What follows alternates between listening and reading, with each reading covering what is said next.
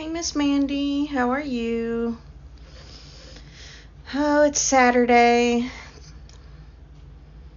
and I took a super long nap today, and now I'm wide awake, so I have nothing to do. So is my husband. He already left for work, so I was like, I'll make me a cup of coffee, I'll jump online, do some shopping.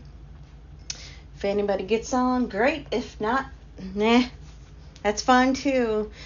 Yeah, I don't know what it was today. I'm just like super lazy today. It's the holidays, I guess. Normally I'm not happy to go back to work, but I'll probably be happy to go back to work because it's kind of been quiet and sleepy, and I'm just kind of over it now. I'm like, okay, need to do something, need to occupy my mind. Hey, Life with Rose, how you doing? Oh, let me see. I froze up my live the last time because I was running two playlists at the same time. I think that I'm not going to do that because my live had to end abruptly. So anyway, so what are you doing, Miss Rose? I was just telling Mandy that I'm doing nothing. It's been a lazy, boring day. Absolutely nothing. Ugh.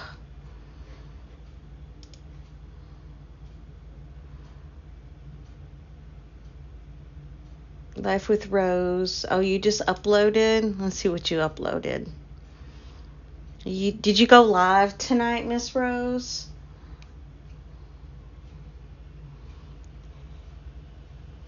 Or did you just do a silent live? Is there music? Another live stream. Happy Saturday. Today we're gonna meditate. Oh, meditate. Okay, hey. That's good, that's good. Oh, it's a quiet night tonight. I don't know how long I'll be on because I'm like super lazy tonight. I don't know what is going on with me. I jumped in a few lives tonight. Mandy, let's see who was in that chat. Spooky Noodles, Brad Proctor. Who hosted it? Well, I know Chris in the basement. He was in the chat. It starts with a J. I can't think of his channel name. Because I don't watch him a lot. So if I don't watch you all the time, I forget names. Let's see. What's the weather like in Jamaica right now, Miss Rose? Is it really super warm there? Miranda Meyer celebrates her 100. JoJo's on live. Jay Maddox. Yeah, that's it. You go, Mandy. This morning. Oh, okay. So you're in the morning there. I think that, let me see. Hold on. Let me get up and look. I think, yes. I'm not going to blast your address, but I have this is me here, Reading and Retail. This is your Christmas card, Miss Rose, when I get ready to mail them out. But I'm going to have to, find out how much it's going to cost to go from the States to Jamaica, because I know it's not regular posted, so I'll have to find that out. I could probably Google that. I'm sure I could probably Google that. But I thought I'd get on. Oh, here, let me, let's get you some watch time. Let's run you for a little bit. Watch time is so hard to get, especially when, YouTube keeps going and purging. It's $1.20, Crystal. Oh, is that all? It's just $1.20? Have you mailed something to Jamaica before, Miss Mandy? Because you need a global stamp. Oh, I think I read something about that. Okay, so that's all I need is a global stamp. That is super, super cheap. Okay. That is cheap. Okay, so let me see. I was getting on Amazon to shop tonight. So I was like, you know what? I'm going to go live so I can build me up some. Let me make sure my phone is here. Build me up some watch time. And I hope I have the crappiest tripod. I got to give me another tripod. Okay, no, I mail plenty of international mail to pen pal. Okay. Look, I learn something new every single day. That is such a good thing. So I'll just go and get a global stamp. But see, I'm going to need more than one because I have another friend that lives in Jamaica. Her and her husband, they do lives all the time, and I love it. Hey, Miss Tanisha. I'm not doing anything, Miss Tanisha. I'm a boring person tonight. I was like, I'm going to get on Amazon and shop and see if anybody pops on real quick and chit chat and get that watch time and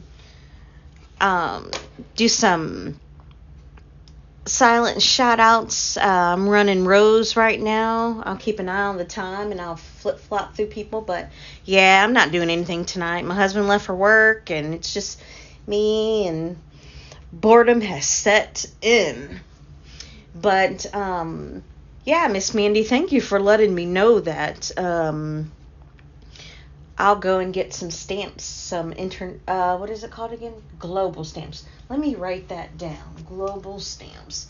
Because her and her husband, they live in Jamaica, and I want to send them a Christmas card. Does Jamaica celebrate Christmas? I don't know how that works. I'm kind of not very smart in that category. Let me write this down, though. Global stamps. But that's cheap. That is super, super cheap. I didn't think I'm dropping everything. I thought it was going to be something super, super expensive.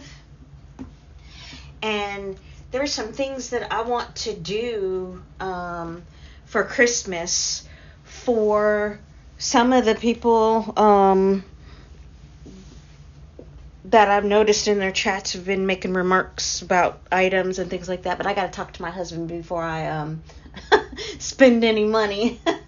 Hey, Adrian. Happy Saturday, girl. Girl, I had to get online because I'm bored. I don't have anything to do. I was like, I don't have anybody to talk to. I was like, shoot, just let me get online, get my watch time, do something. You'll need global stamps too if you send to Canada. Oh, really? Oh. I don't think I have anybody on my list. Okay, Adrian. Well, thank you for stopping in. I appreciate it. I haven't been back to church since the vid. I know that they opened up the church and then they required mask, and then all of a sudden they didn't require mask, and they limited space. I don't know. It's just like a whole thing. I'm just like, I stay at home, and yeah. I've been cleaning and baking all day long. Ooh, send me some cookies. We cooked for Thanksgiving. That's probably the only time that my husband will see me cook. I'm just not big on cooking. He likes to cook, so I let him. But yeah.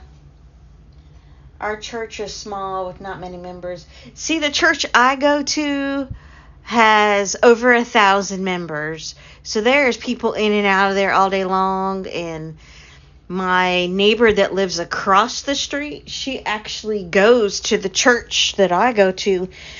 And she said that for a while there they weren't wearing masks. And I looked at her. I said, well, how do you feel about that? She's like, I'm not comfortable. So I don't know if she went back or not. I need to close this blind over here. I took out all my stuff to decorate my bookshelf for Christmas. That'll be a video. And you set far apart. Yeah, I don't blame you. I'm just hoping that by next year sometime there'll be a vaccination that works and it can be under control. I know we probably won't go back to life as normal. Hey, Snow Cone, thanks for joining me. I know we won't go back to normal life, but if we can get a little normalcy, I'll be happy. Look, Snow Cone, I was thinking about you when I made my cup of coffee. Because, yeah, it's 9:30 where I am, and, yeah, I still drink coffee. I don't care. A lot of people don't want to take it. I agree. I 100% agree. I think that people aren't going to take it because there's still people that don't get the flu shot. I was one of those. I never took a flu shot, and I always said I'll never take a flu shot. A couple years ago in 2017, I got strain A flu. They couldn't figure out what was wrong with me. Me and my husband thought I was going to end up in the hospital and didn't know if I was going to make it. And here, when they finally tested me for the flu, I came back positive for strain A. And ever since I had strain A flu, I get the flu shot every year after that. It scares me to death. I've never been that sick ever in my life. So, Snow Cone, what are you and Miss Erica doing? I am doing absolutely nothing. So, Adrienne is getting ready for church. She's not going to be on long. So, what I'm going to do is I'm going to give Snow Cone mod, make sure no trolls pop in and out of my chat because I don't want to be editing and I don't want to have to delete and all that. Ugh, it was horrible. But I really didn't have much going on in my life because my husband, he already went to work, and I was like, well, I'll get on live, get a couple views, get a little watch time, help my channel grow, that kind of thing. So I'm like, whatever. I think, let me think. I always have a problem finding the night owl because I think something weird comes up when I put it in there. Yeah. I wonder if I can find it. Let me see.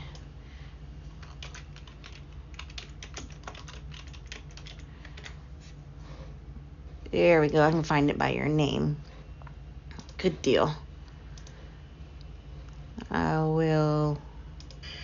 Hey, friends. Put a little noise in the background.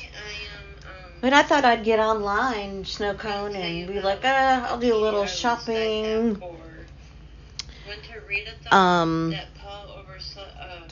For something to do. J Maddox's chat was so funny, Snow Cone. Oh, it was hilarious. I was having so much fun. It's so nice to know that somebody knows what Spaceballs is. It's so nice. I love it. I love it. Love it so much.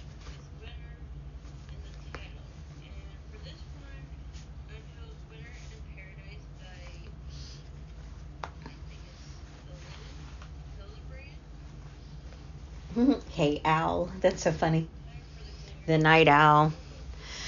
Yeah, I'm turning into a night owl. Oh boy, it's going to be hard for me to get back onto my regular schedule again because I've pretty much been off half a day on Wednesday, all of Thursday, all of Friday, all of today, and all of tomorrow. So basically, that's pretty much 5 days. And I've been staying up at night and sleeping in the daytime. My internet was logged Your internet was logged. Your internet was logged. I don't understand. What does that mean? Regular schedule programming. I know. It's going to be so hard. Oh, y'all know me bumping this dang camera. I'm sorry. Be shaking all over the place. Oh, look at Miss Mandy. Look, she's so cute. Look at her.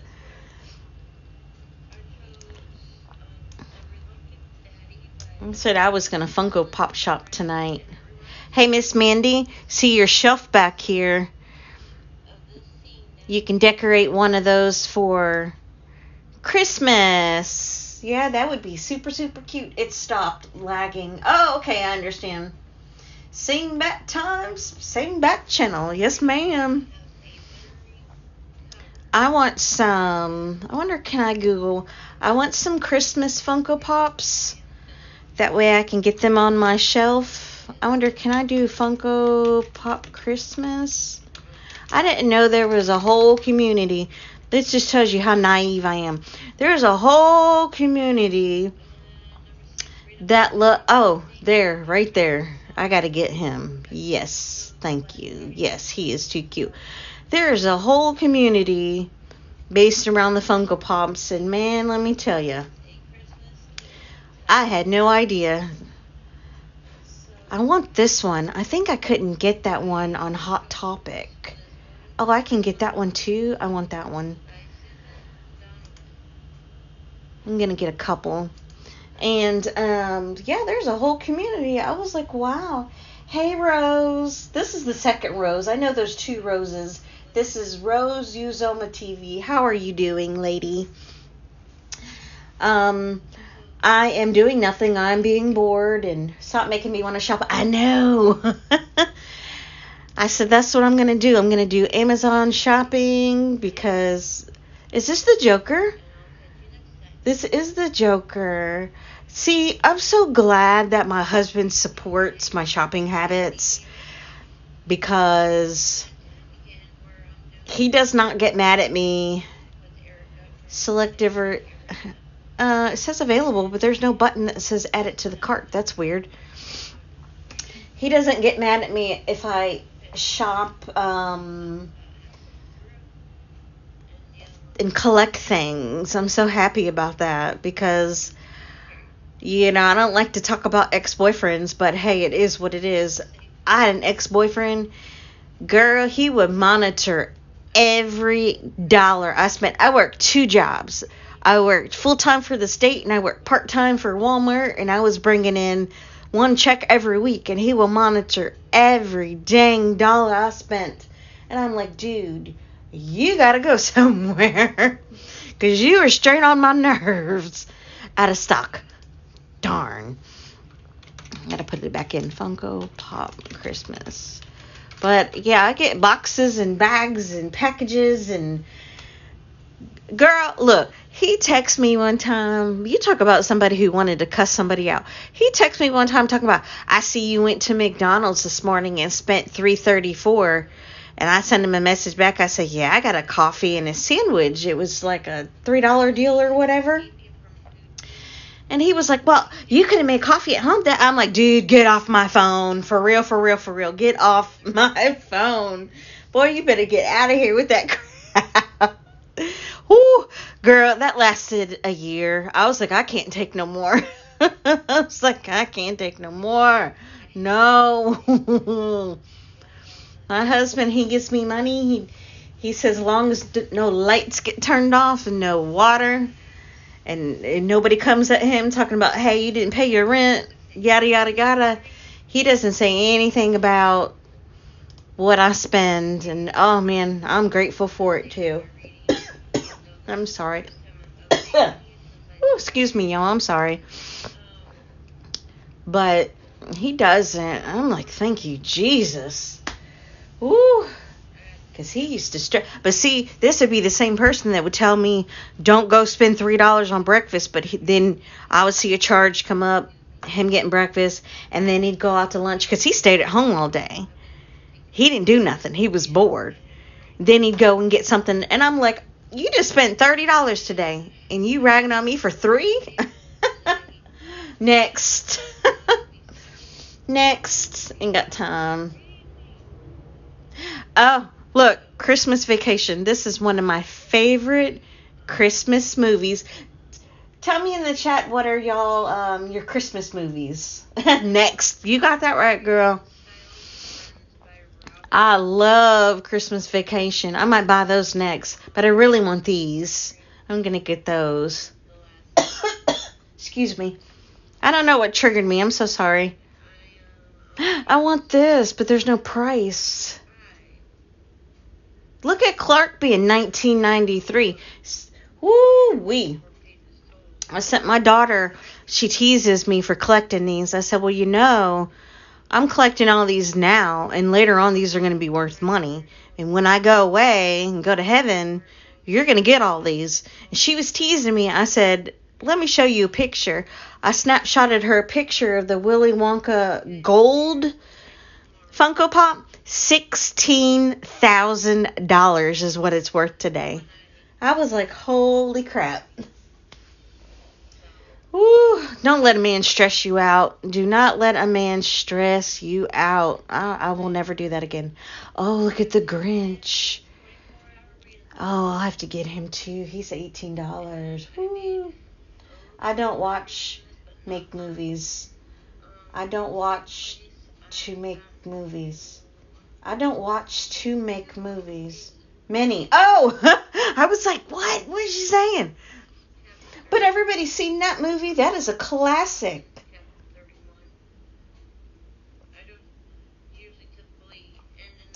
Hey, where'd Snowcone go? He left me? Snowcone, you better stay in my chat, mister. I stay in yours. Better stay in mine. Oh, look.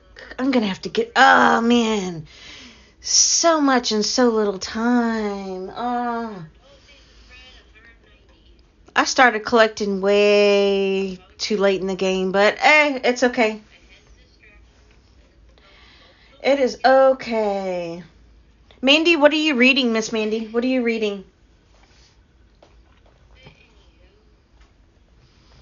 I'm alternating 3 books right now. Well, actually, I'm alternating 2 books right now.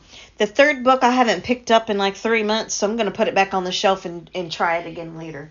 So I'm alternating 2 books. This one I'm going to put back, and I'm going to do this later. Throw this back up on the shelf. And I'm going to put these... I actually finished a book last night. I was absolutely happy. Is this all the Christmas ones? Oh, here's a here's a Hawk one. That's cute. DC Heroes, Batman. Oh, that's cute. Oh, that's cute too.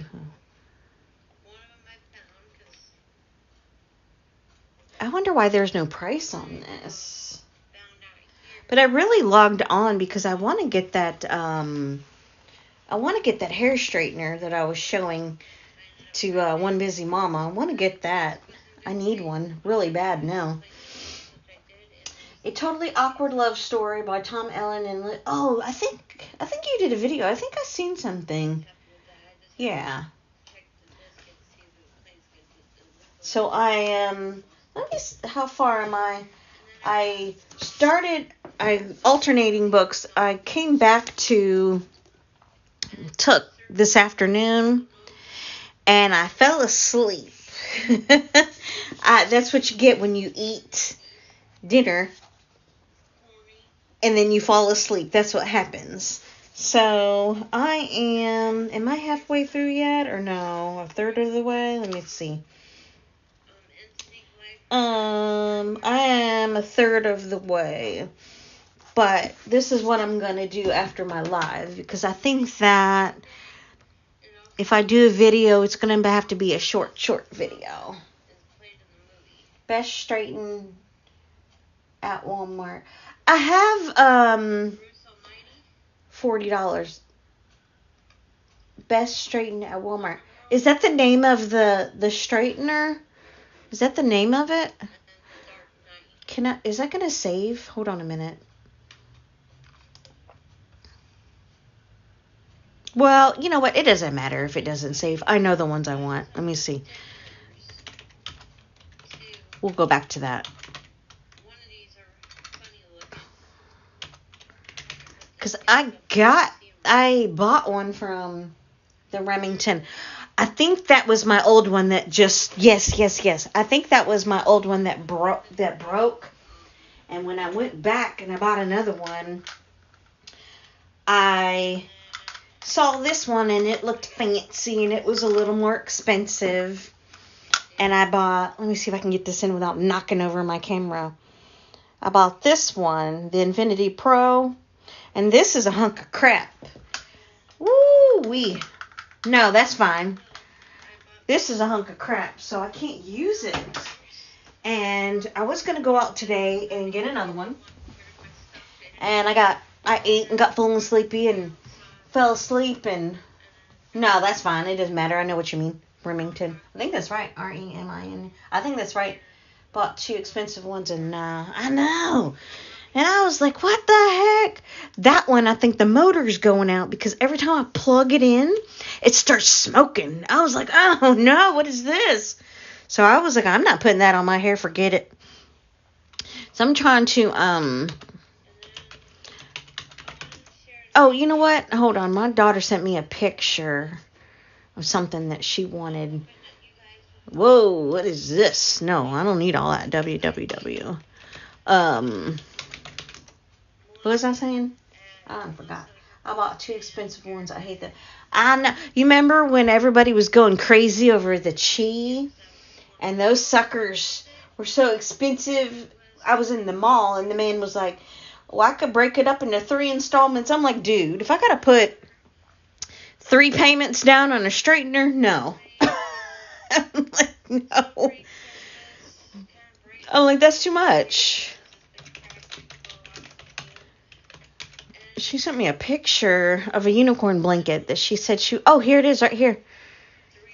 This is what she wants. I'll buy that for her. My daughter's just like me. Oh man, what did Dada buy today? Hey, how are you? I just connected with you today. I am good, thank you. Yeah, they think I hate yeah, girl. But I'm going to get that for her. That's what she wants. So I was going to go, and then I got lazy and fell asleep, and I was like, forget it. I'll do everything tomorrow, because there's quite a few things I wanted to do today, and I just couldn't get up what am I trying to say? The motivation to get up and go anywhere. I got up, I did my hair, did my makeup, put on my clothes, and I sat right back down. But yeah, I forget let me pull you up, because I forget, what community I was in today. I was in a couple today. I was in a couple, and I can't remember which one. Oh, okay, your Funko Pops. Oh, I am so, Miss Dada, I don't know your name. My name is Crystal. But I had no idea there was such a big community for Funko Pop lovers, because a lot of my community is the book community, because that's what I started out as, just 100% books. I didn't have a channel name. Well, I decided that I didn't want to be 100. Okay, hi Cynthia. I have 2 sisters named Cynthia. I decided that I didn't want 100% books, because that kind of makes you only have one genre on your channel, and I didn't want to be locked down to that. So then I decided, I do book hauls, and I do Dollar Tree hauls, and I do this and I do that. So that's how I came up with reading and retail. But just over the past, I want to say 2 or 3 months, maybe more, I can't remember, I've been into the Funko Pops deep. Yes, it is massive. So I started looking around today because I'm bored and I had nothing to do. And I was like, let me just put in Funko Pop and see what comes up. And man, everybody came up. I was like, holy smokes. I love it. Okay, yeah. Oh, look, Elvira. I love that. Look at her.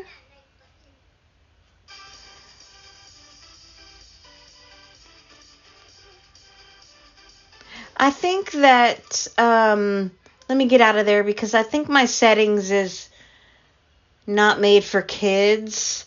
So I don't know if they would strike me on that or not. They've been liking to strike me lately. And I'm just like, dude. So they probably might give me a claim on that. I don't know. And if they do, I'll just go in and edit it. Because they're like really trying to come at me. I'm like, good grief. I'm glad we connected. Yes, ma'am. Yes, ma'am. Now, I may forget your name because I'm real bad at remembering names. But after a while, after I see you, I'll remember. But yes, because matter of fact, that's what I came on here to do. Is, well, you know what? Instead of Amazon, I get a discount. Let me see. I came on here to Funko Pop shop. That's what I did. Oh, yeah, look. See, and my husband is a night manager at Walmart. So, because I'm married to a person who works at Walmart, I get a card that I get my discount. So, yeah, baby. So, I could be buying, oh, look, pre-order. Oh, look. I love Rachel in a pink dress. I want some for Christmas.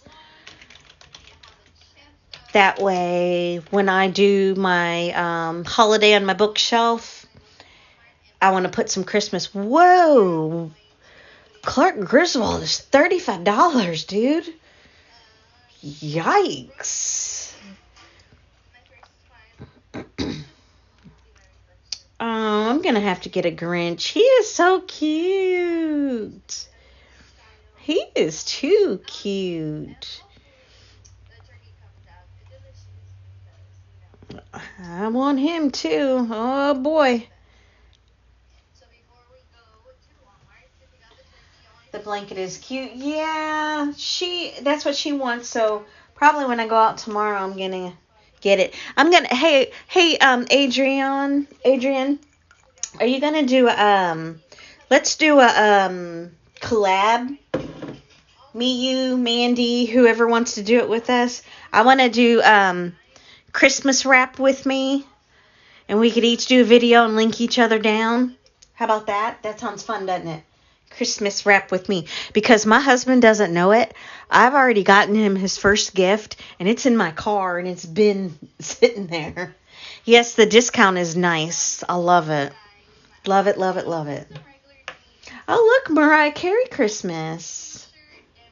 Oh. Ooh, look at Scooby-Doo being $19. Woohoo. I think that even though I get a discount with Walmart, I think Amazon Funko Pops are cheaper. Oh, that's so weird. Let's go back to Amazon. I think they're cheaper there. Need a nice discount. Now, see, every year, Walmart does from November to January, the 10% will apply to everything in the store. Normally, the 10% does not apply to food, which is absolutely nuts to me because when you're a worker at Walmart and you're working there, 9 times out of 10 all day long you're buying food and snacks and Cokes and chips. And nobody understands Hot Topic. Yeah, I buy lots from Hot Topic. You start watching my channel, you'll see a lot of my openings is from Hot Topic. Yes, I love Hot Topic because I love the Hot Topic cash or whatever it's called, you know what I'm talking about. Whatever it's called. I love that. Wrap, explain more. We just do a video wrapping presents. Obviously, I won't be able to, show what it is because my husband, he does watch my channel, but just something fun I But yeah, he's got a present out in my car and he has no idea. I was going to get it this year because Walmart didn't do it. Walmart did some events. This is driving me nuts. Why? I know I'm all over the place, but y'all know me. Why there's no flipping price, dude? Why? Anyway.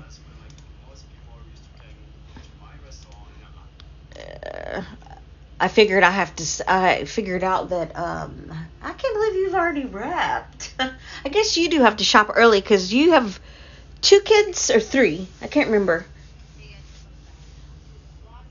Hot cash. Yeah, that's what it's called. I've got it. The live lagged bad. 4. My live is lagging right now?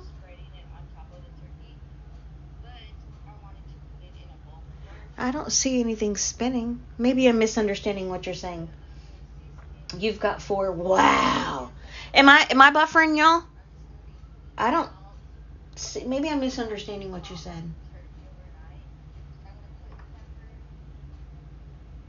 Might just be my internet. Usually I get a buffering circle in the middle. I don't see anything. Hopefully y'all not buffering. I'm sorry if y'all are.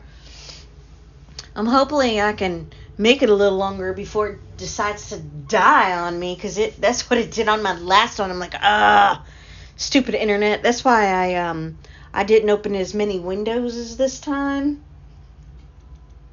So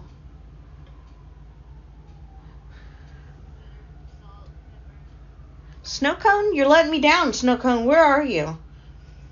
Now, I'm going to have to get him next time he comes in here. I always get a snow cones. He better come to mine, too. Well, I guess I can't make anybody come to mine. Whatever. It don't matter.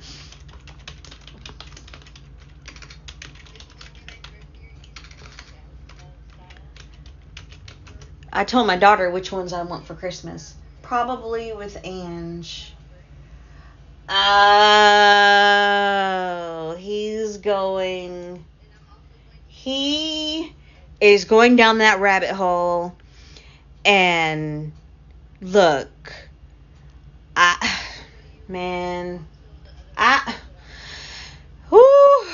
personal opinion, he doesn't watch my videos anyway, which is absolutely fine with me.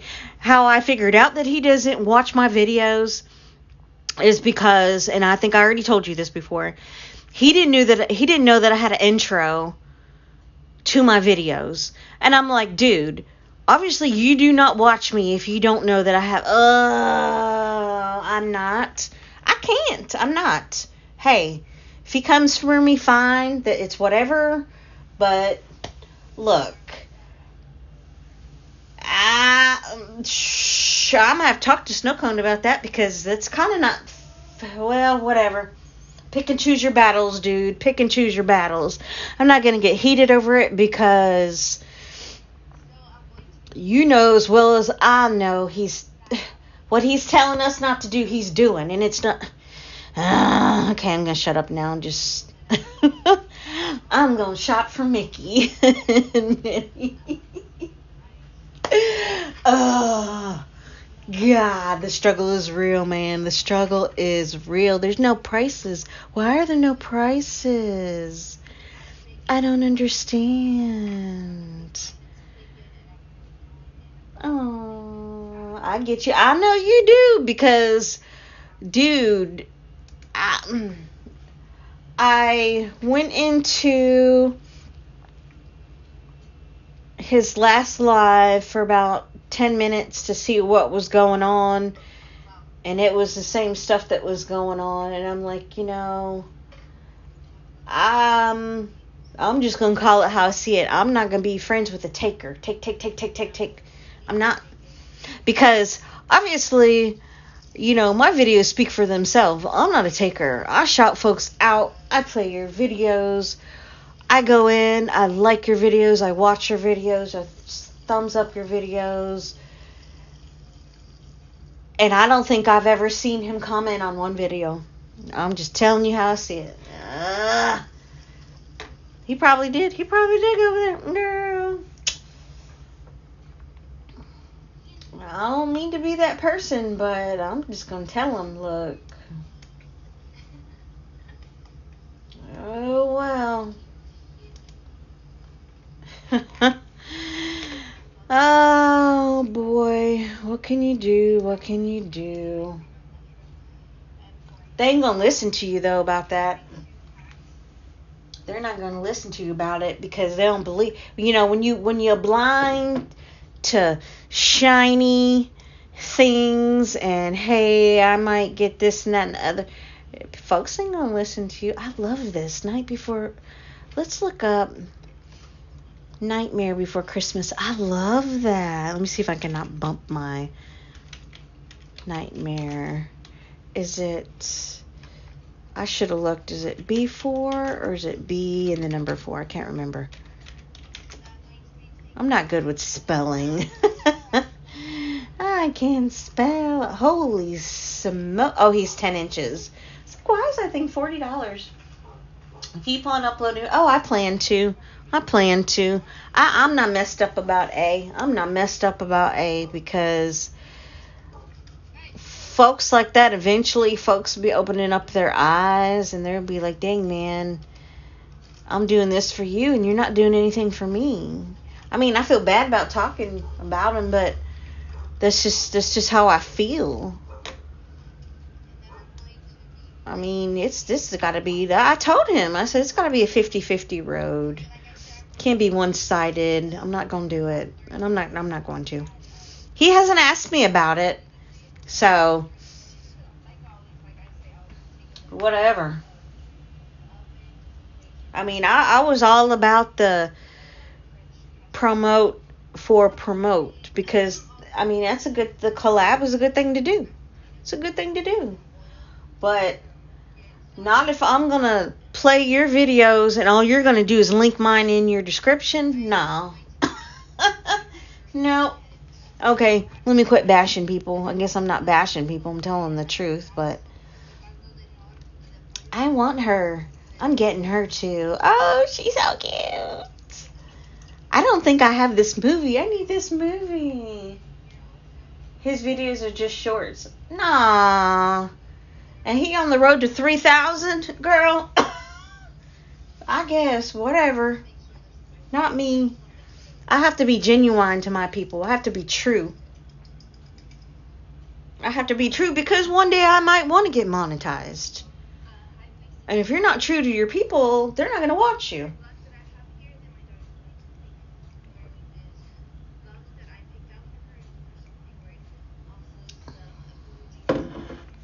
Oh, well. Ooh, that's kind of creepy. I thought about collecting these because these are cute. Oh, and I just call him out. I know, I saw that. I saw that last time you modded for him. I saw it. He laughs, and I'm like, that's like a nervous laugh. I think I'm gonna get these for now. Those are cute. I wonder, can I get those right away?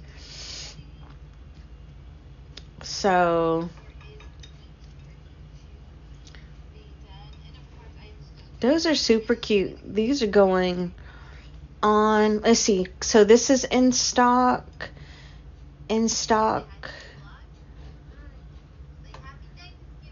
I wish I had a coupon code, but I don't think I do.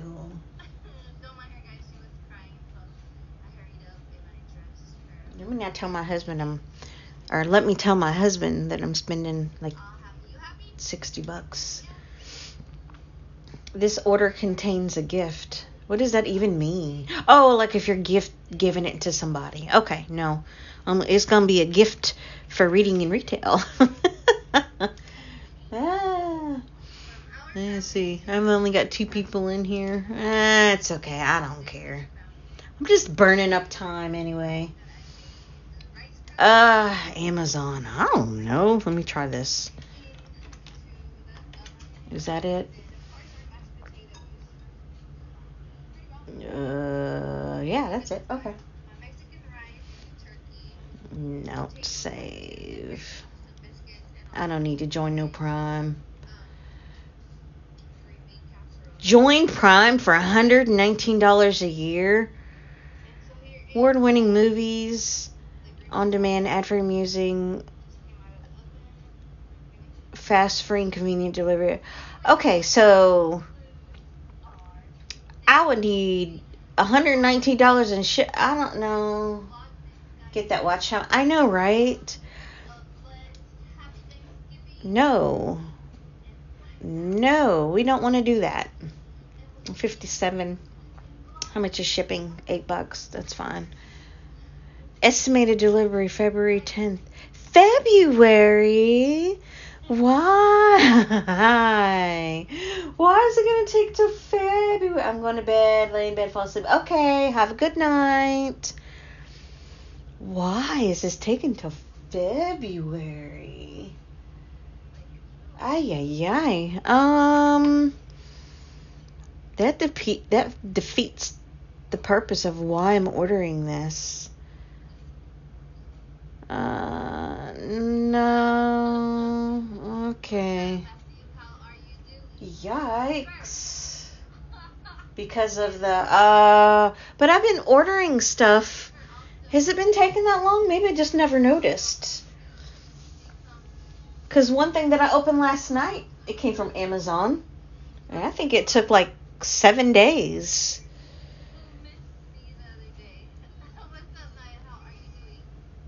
Choose a delivery option. 8 to 10 business days once shipped. That's... Unless they're in back order. Yeah, my orders take too long. But the reason why I wanted to buy these... No, I'm not going to do this. Because...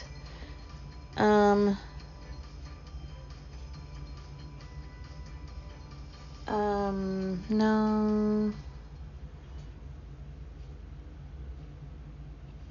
I don't want to do that. Let's not do that.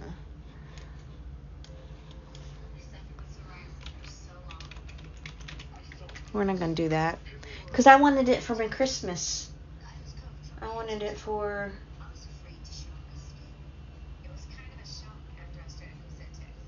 Nah. I don't want to wait that. Oh, you know what? Someone said something about this lid thing. And I'm like, dude, I'm not going to buy that.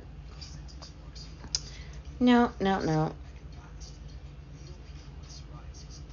Let's... Yikes. Oh, why so long? Bye. Have a good night.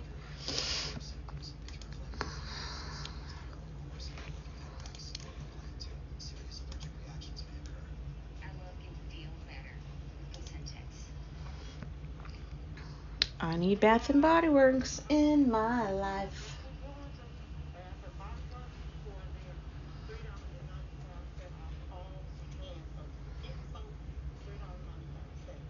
I've used coupon. Oh, I watch her all the time.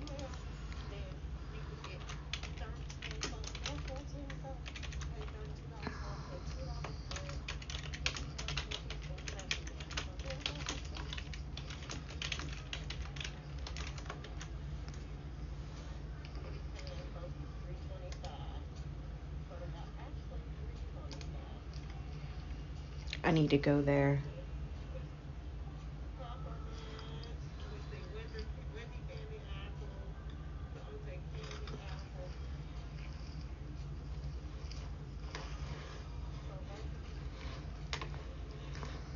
Matter of fact, let's go there now.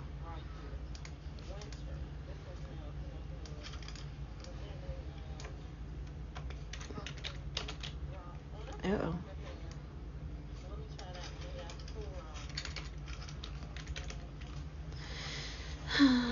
Lord, let's see.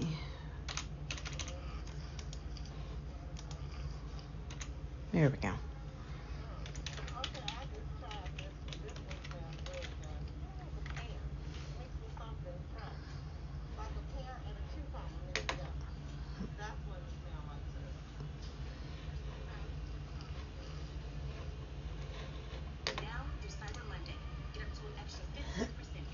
Excuse me.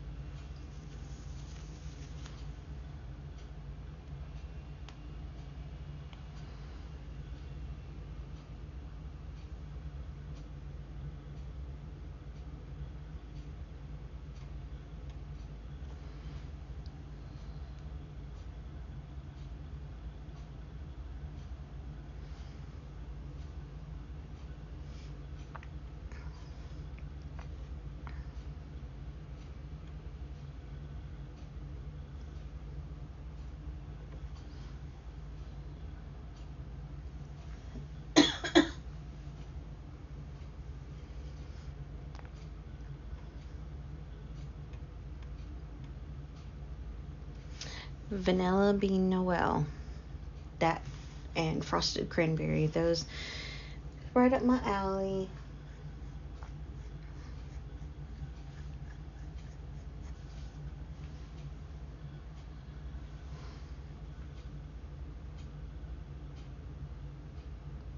Blueberry sugar, twisted peppermint. Oh man, I'm gonna spend so much money on candles.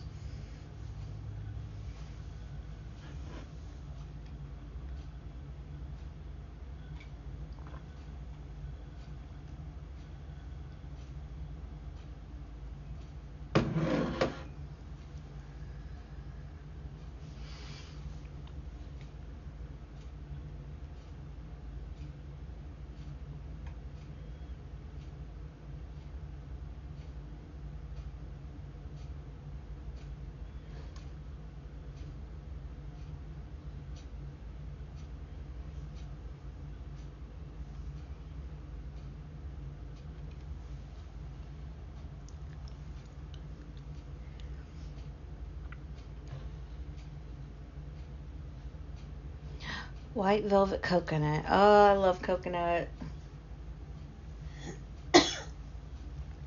Excuse me. Vanilla, birch. Wow, you could really spend some money.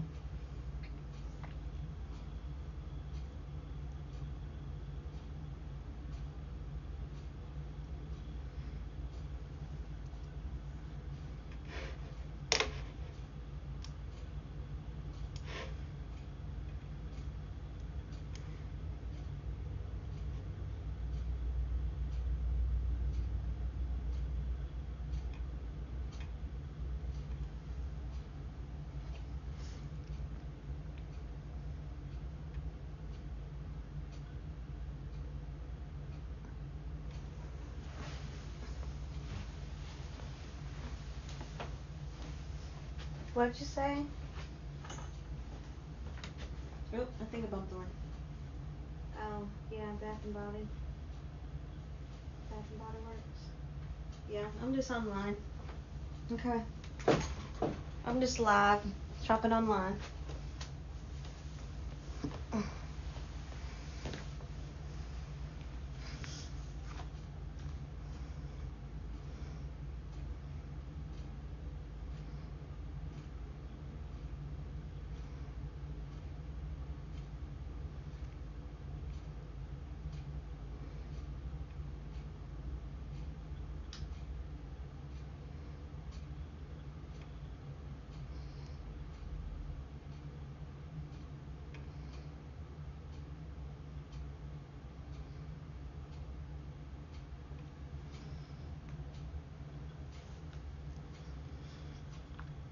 Hold on.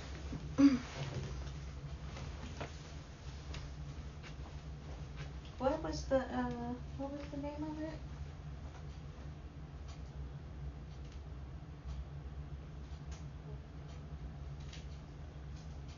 Can I have it? Okay. No, there's nobody in chat. It's fine.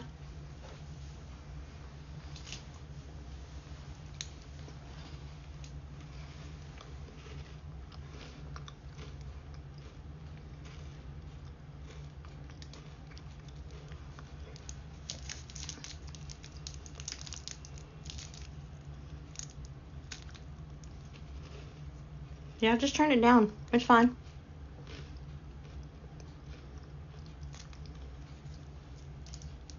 Hey, they have one that's called hot cocoa and cream. I bet you that's nice, huh? Hey, do you have any more of these? How long you got? An hour? Oh, okay.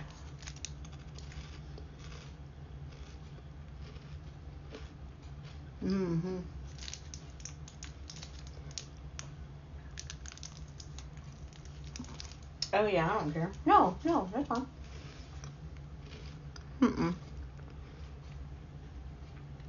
No, there's nobody on right now.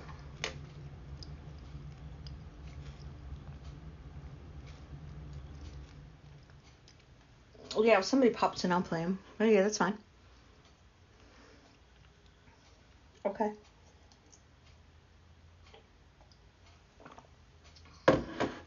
I'm gonna have to go make me another cup of coffee. I'm gonna be up all night. What did you tell me that what did you tell me the name of that was?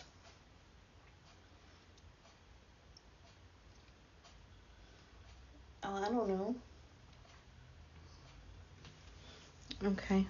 Was it like is this the one, is this when you got? Oh my gosh, no. Yeah.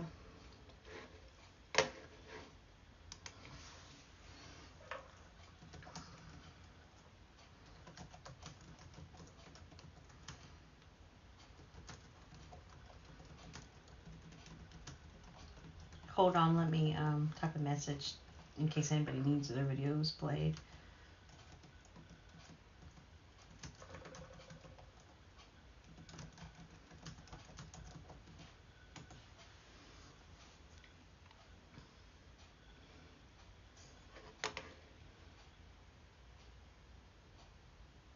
Oh, I thought you said an hour. No, that's so funny. Yeah, that's so funny. Well, they have a lot. Yeah. Oh, I just realized some of these. Oh, excuse me. I didn't mean to cough at you. Some of these say. Some of these say mix and match 2 for $20. Peppermint marshmallow. That sounds good, doesn't it? Not all of them say that. Just some of them. Oh wait, let me read. Frozen like. I bet you that's interesting. Who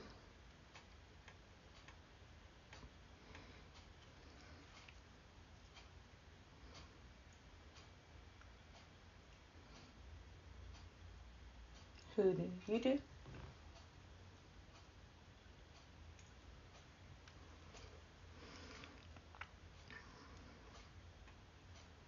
Are you gonna get me some this year, or can I get them?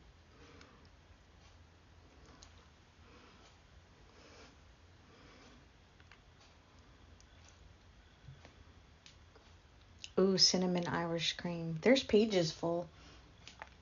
Yeah. No, I won't stay on for too much longer. Rose water and ivy. Salted butterscotch. Winter globe. I want something with a nice, what right now?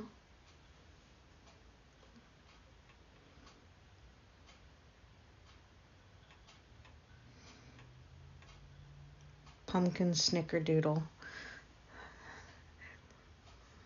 That sounds good, doesn't it?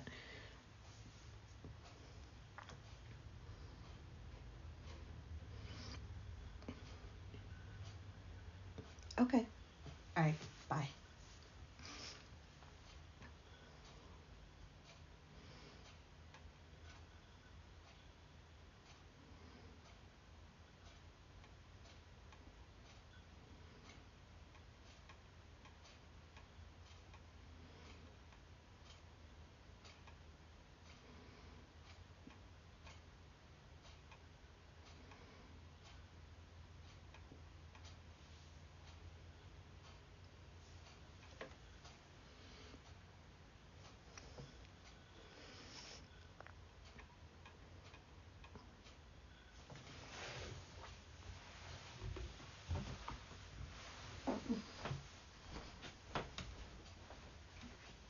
Are you ready?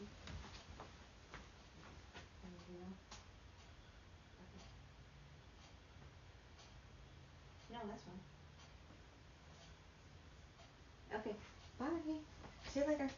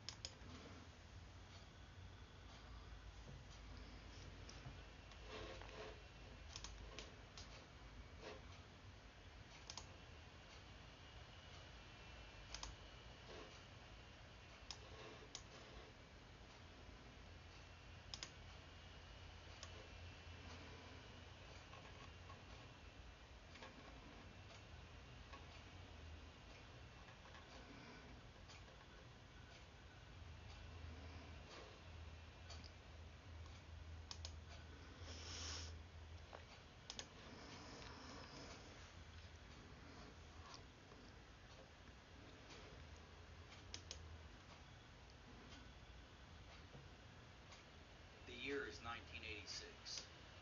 I walk up to Miss Overton's Italianette-style Victorian home for what feels like the 100th time. Nobody's ever seen him. I know there's probably nobody on, but if you are on, if you've never seen Midnight Story Productions, he writes all his own content. This is not just stories that he's reading. He writes all his own stories. He narrates all his stuff, everything. So I'm going to start him again while I continue shopping for candles. Excuse me. He is so good. He needs his watch time. So Midnight Stories Production, this is for you, my friend. Let me go in and put him on play. what feels like the 100th time. I'm 21 and I still live with my parents. Making a little money on the side, I took on the duties of delivering groceries to Miss Overton since she doesn't drive anymore in her older years. My parents have known her for years and thought it was a great idea for me to earn some extra cash. Today's grocery list is short and I only have one bag. I get out of my car and I approach the house. Before I ascend the stairs that always creak under my weight, I look up as a drop of rain pelts my forehead. The storm had approached quickly. I ring the doorbell and wait, eager to deliver the groceries so I can get on with my Friday night. I ring the doorbell a few more times, wondering if old lady Overton was in the bathroom or just asleep. For these uncertain occasions, I have a key that she had provided me with. I set the bag down and dig the key out of my pocket. Rain begins to whip the porch now as the wind howls. Thunder booms the afternoon.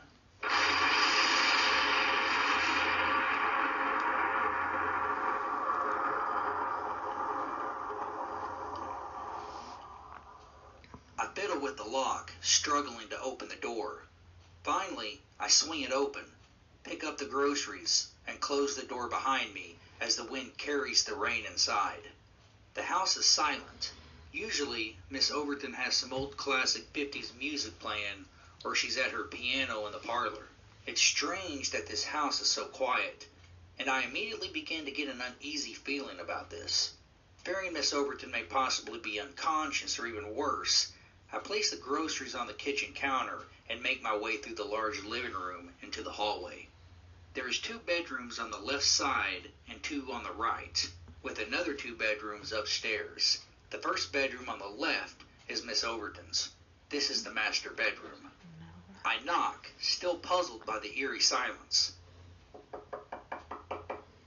Miss Overton? It's Michael. I used my key to get in. I've delivered your groceries. I assumed she would respond, but she did not. So I stood there, perplexed. Finally, I reached for the knob. It was unlocked. Her room was empty. She didn't drive, so I knew she had to be here in the house somewhere. Now the realization that something bad had happened was more apparent. I began the dreadful task of searching the house. I search the downstairs first, then I go upstairs.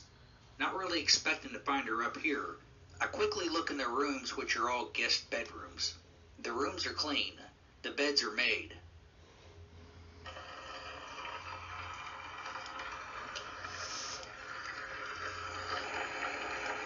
I look out of the second-story window to see my car. Rain spatters the window. Then I see Miss Overton walk out into the sidewalk and turn around as she looks straight up at me.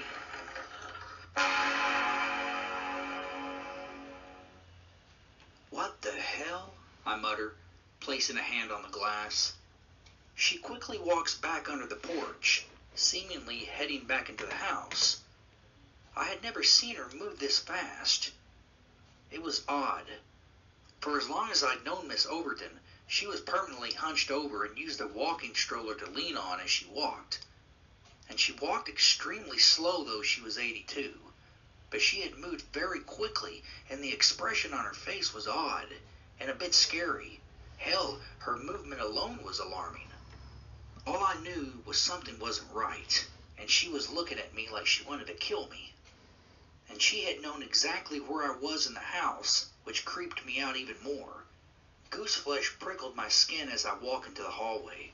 I slowly approached the stairs, fully expecting to see a rejuvenated Miss Overton rushing up the stairs to attack me, or even worse. My imagination begins to run wild, and this house doesn't help being as creepy and old as it is. Although well kept, it's still eerie. I brace myself and prepare for the frightening image of this in my head, but the stairwell is empty, and I can see the door is closed. I stand here for a moment, contemplating my next move. Finally, I call out, "Miss Overton? I'm not sure what's going on here, but I need to go. Your groceries are in the kitchen. I just came upstairs to look for you." Upon saying this, I got no response, so I began to slowly descend the stairs, looking over both sides of the stairwell, but the house is quiet, and nobody is around. At the bottom of the stairs, I begin towards the front door, but I hear a bedroom door in the downstairs bedroom close.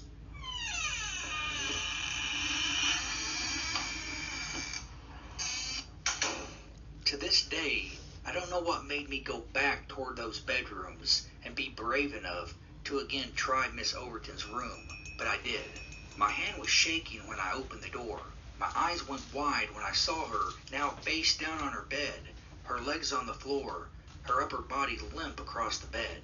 I rush over to the bed and grab her to flip her around. I lean over her. Her arms are cold to the touch, her old, weathered skin clammy. I roll her over to her side. Her eyes are wide open with that angry, lifeless glance I saw 1 minute before. I jump, stiffen up and stand. Her eyes don't follow me though as I realize she is dead. I begin to turn, but she rockets off the bed suddenly and grabs my arms. I struggle to free my arm as her face is a picture of madness. Her eyes bulge out of her face and her teeth are rotten. As I try to pry my hands free from her grasp, she is deceptively strong. I'm finally able to get my hands free, and just like that, she falls back limp onto the bed. This time I run out of the room, out of the house, and to my car. I make it to the nearest payphone to dial 911. When paramedics arrive, they declare Miss Overton dead. It wasn't until later that I learned from my parents that police had told them that she had suffered a heart attack and had been dead for at least 48 hours before I had even arrived at the house. It's been 25 long years since I delivered that last bag of groceries to the Overton house. To this day, nobody has an explanation for what happened to me there or what I saw. According to the autopsy, what happened to me should have been impossible. But I did see Miss Overton walk outside like she was 20 years old and healthy, and she had grabbed my wrists, and I know for certain she wasn't in her room the first time I checked. All these years I've had nightmares of her hiding in the house, watching me as I go upstairs, waiting for the perfect time to kill me. I'll never forget the look on her face when she grabbed me, or the abnormal strength she had, or that stare she gave me as she watched me in the rain as I stood in her upstairs guest bedroom.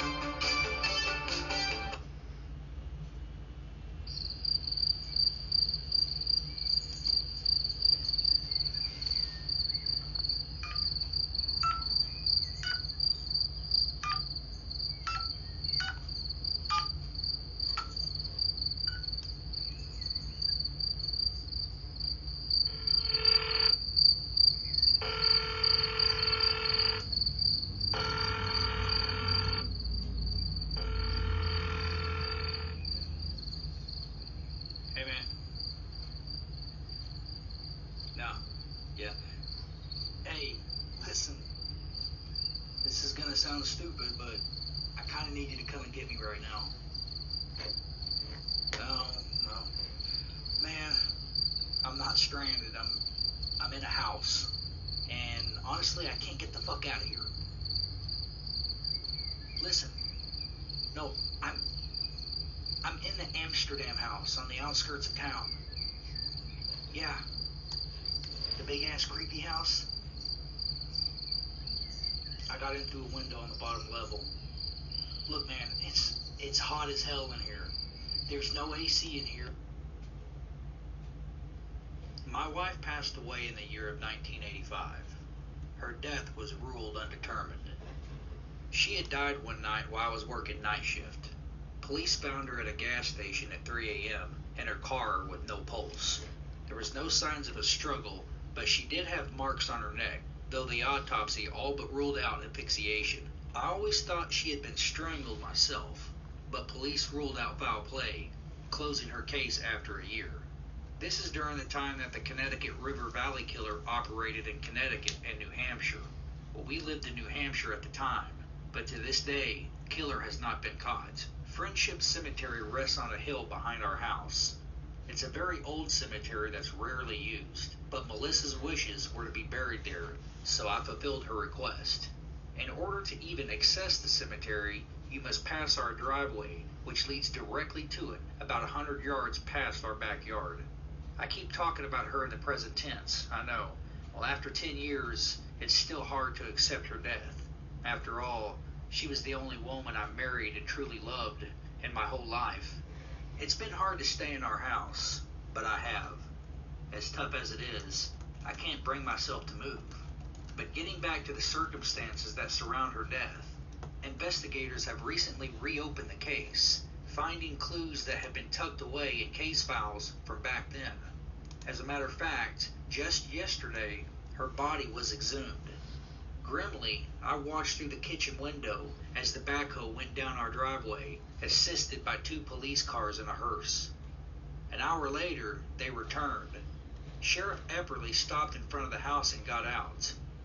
Knowing that my deceased wife was in the back of that hearse that had stopped behind him, I grimly walked out on my small front porch to meet him. He walked up the steps. I could see sweat beads on his forehead as he took off his hat. Snowflakes He and looked cat. at me with a Buy confused 3, get 2 expression, free. his skin almost pale. "Melvin," he said, placing both hands on his hips, "you may want to sit down for this." "Why? What's going on?" "Melvin, I hate to tell you this, but Melissa's corpse isn't in the grave. The grave is empty." I looked at him with a blank expression. I couldn't muster a facial movement. I stood there in disbelief, stunned and sickened. Finally, I managed to blurt out, "How? What do you mean?" The sheriff shrugged, his expression as bleak as my own. "Somebody dug her up, Melvin.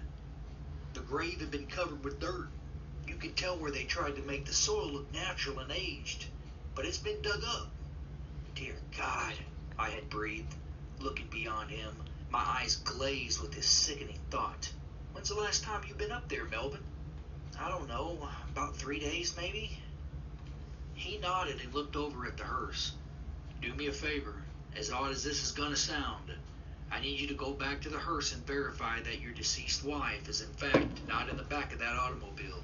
Feel free to go up to the cemetery when we leave, but don't touch anything. We're treating this like a crime scene now." I walked past him and down into the yard. I met the eyes of the man driving the hearse. He looked straight ahead. I went to the back and I opened the doors and saw an empty wooden casket. Nauseated, I closed the doors and walked back to the porch. "Look, Melvin, I'm sorry to do this to you, but we're going to need you to come down to the station as soon as possible for questioning." I nodded, bowing my head. He patted me on the shoulder and solemnly told me he would see me soon. I watched as a hearse and police car pulled out into the road and disappeared around the corner.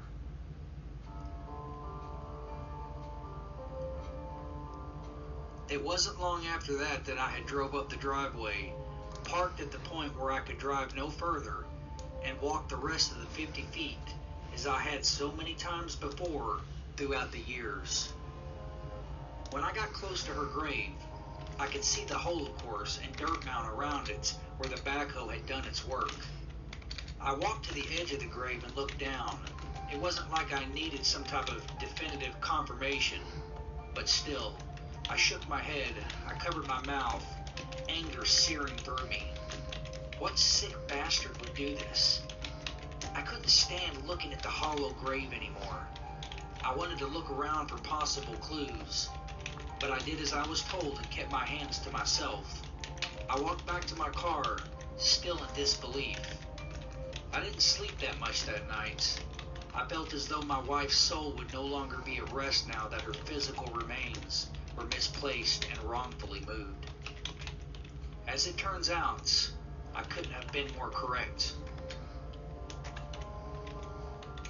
The next day I went down to the station for questioning. The interview was quick and painless. That night was when I began to feel my wife's presence in the house. Since her death, her spirit had never visited me. I had never felt it, not once, nor had I ever seen anything. But that first night was different. It started around 11 p.m. while I was in bed. I woke suddenly. I had felt her, just like I had when she was alive. Her presence in my room. I'm not sure if that was what had woken me, but when I opened my eyes and scooted up on my pillow, there she was, at the foot of my bed. I could make out her silhouette by the light from the moon's window. She was in her favorite nightgown that she always wore. I couldn't see her face, though, and a part of me was glad. It had taken me off guard to see her spirit, let alone a ghost. I was frozen in place on the bed, too scared to move. I didn't really feel as though she was wanting to hurt me or cause me harm, but it was extremely scary waking up to a shadow in front of my bed. I finally found my voice, though it was shaky. "Melissa, I didn't do this, but I'll do my darndest to find out who did. You know I love you and always will. I'll never remarry. This will always be our house." And just like that, as if appeased by what I had said, the spirit vanished, and I was again alone in my bedroom. Despite feeling safe, I was still spooked, and I didn't fall back asleep until well after the sun came up. The following day, I would learn of a twist in my wife's death.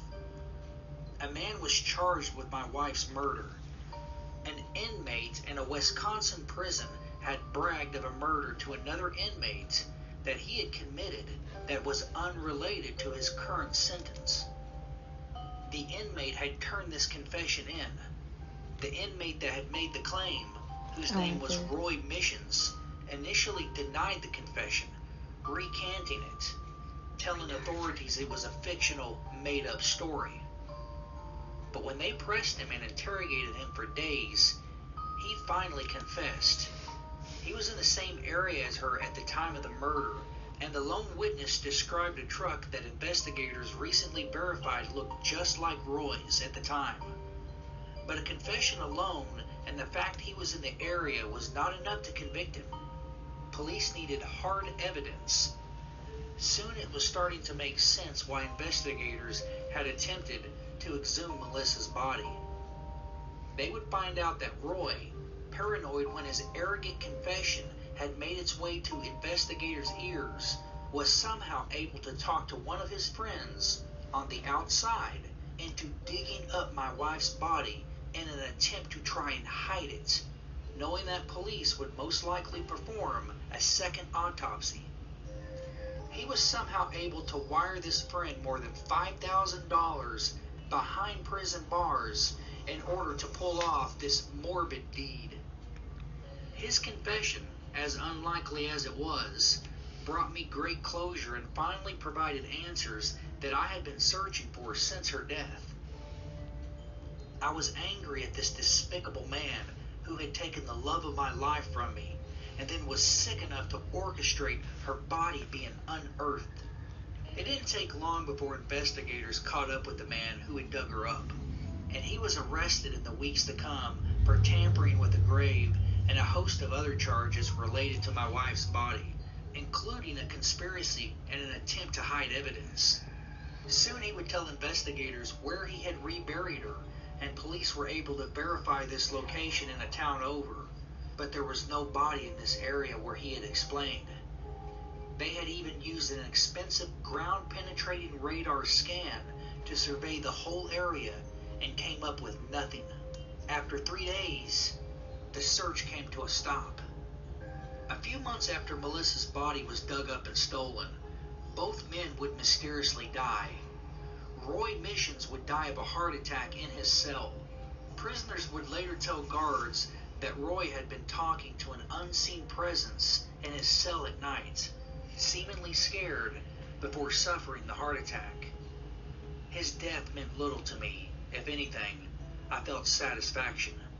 His friend, however, also died, taking with him the final resting place of my wife.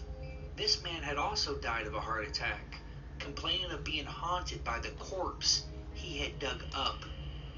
Again, I couldn't help but wonder if their deaths were a strange twist of fate, coincidence, or something much, much deeper, perhaps karma beyond the grave. I reached the conclusion that Melissa's spirit was in fact vengeful. Somehow, by unearthing her body, the two men had unleashed her spirit that had laid dormant for all those years. And now that the two men had been identified and dispersed with, her soul could finally rest. The only problem now is, I don't have a proper burial for her because we have yet to locate her remains. Police say we may never find her, or that it could be years. I just hope it's sooner than later, because these nighttime visits that I awake to are becoming more and more bothersome. I know she doesn't want to hurt me, but it's scaring the living hell out of me. Waking up, seeing her shadowy silhouette, always faceless, only to fade into the blackness of my room. I finally got my answers as to how she died, but at what price? My questions and suspicions before all of this had now turned into a haunting, hollow gravesite. It just goes to show, sometimes, when you murder somebody, it may not be the long arm of the law that gets you. It just may very well be your victim's restless, vengeful spirit that takes away your sanity, then your health, and then your life from beyond the grave. Hey, Fresh Nation. Thanks for stopping by. Just listening to some ghost stories, ironically, on Saturday night. This is Midnight Story Productions. He's a really good writer. He does all his own work. And I'm shopping. Just as the sun was setting. As the engine sputtered, I glanced through the windshield to see the moon covered up by ominous storm clouds. I had decided to take some back roads, the scenic route.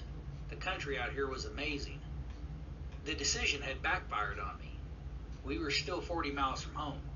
My girlfriend and me had spent the day fishing in a town about 3 hours away. The day had gone great until the Jeep had begun to break down. I tried everything, but I simply didn't know what was wrong with the engine. We pulled over alongside of the road and got out. I spent the next 30 minutes under the hood, but to no avail. We were on a dirt road far back in the countryside, and not a single car had drove by in the time we had broken down. The town we were in was Walnut Ridge. I had seen the sign as I veered off the interstate for a soda. I looked at my phone as the wind began to gust. I had no service, neither did my girlfriend, Krista. At this point, she was pretty upset with me, because she had insisted we take the quicker way home, the way we had come, that being the interstate. I slammed the hood in frustration. We would have to walk to the nearest house to get some help. I had no idea how we were going to get home, and there wasn't a taxi service that would come out here to get us and take us 40 miles. So we began to walk. I grabbed a jacket from the back seat and gave it to Krista as the wind continued to pick up. It had now begun to sprinkle too. It didn't take long to notice there wasn't a house in sight, and we hadn't seen a house in miles before breaking down. Thunder rang out 15 minutes into the walk. I began to feel bad for taking this route. It was near dark and it was getting chilly. I checked my phone as I held my girl close, trying my best to butter her up, assuring her we'd find help. Just then it began to pour. This was just fantastic. I wish I would have just stayed in the Jeep and waited until somebody had passed and flagged him down. It was one bad decision after another. As the rain began to pour, far out in an open field, I saw an old barn. Beyond the barn was a thick patch of dense woods. I told Krista to come on as I led her off the road and into the field. The rain from the storm was coming down so hard it stung our skin. We covered up and jogged blindly, hardly able to see where we were stepping because of the downpour. Completely drenched, we finally reached the barn door. The door was large, heavy, and very hard to open.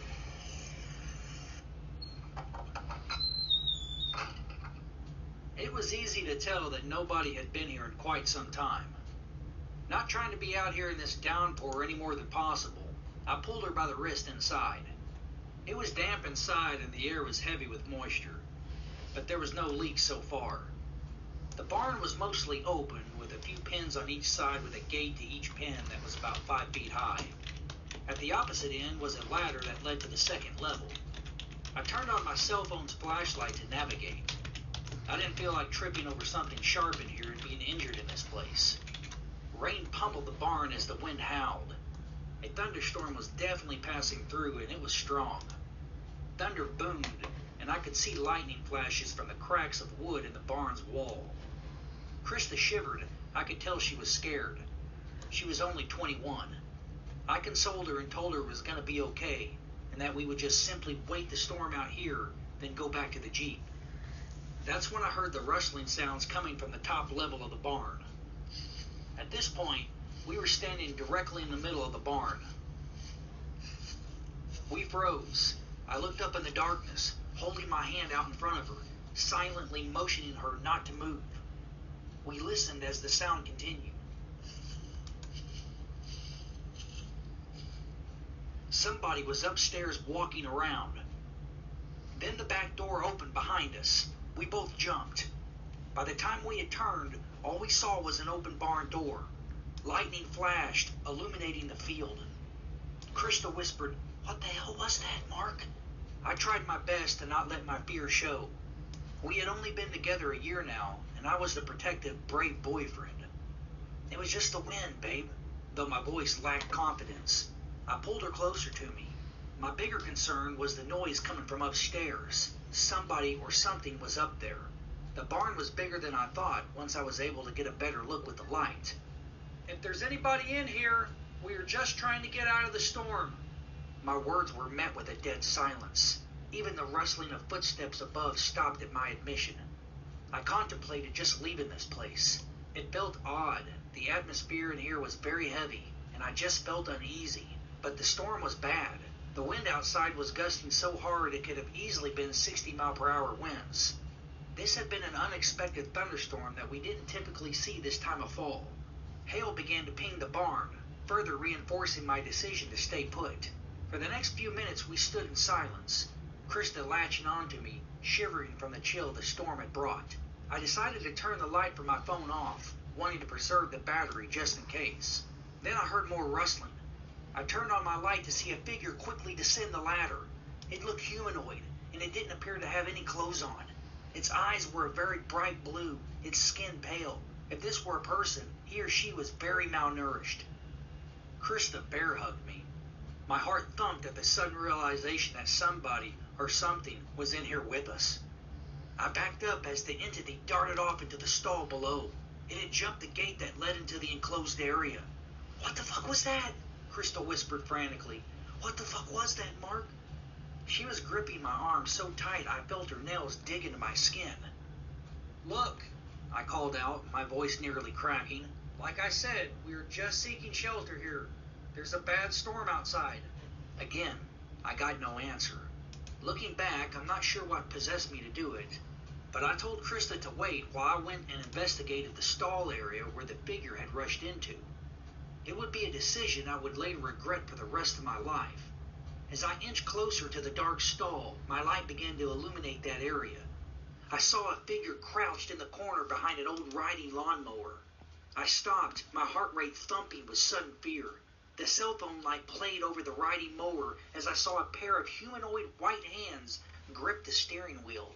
Whatever this thing or person was, it had long, lanky arms that appeared bruised or spotted with large purple blotches. Big, scary eyes stared at me with a mouth that was far too large to be that of a human's mouth. The jaw extended down, and now I could see small, jagged, sharp teeth. Frozen in disbelief, my breath was instantly taken from my lungs. This thing had blotchy white skin that didn't look like flesh. It hissed and growled at me, making a noise only an animal could make, not any animal that I knew of.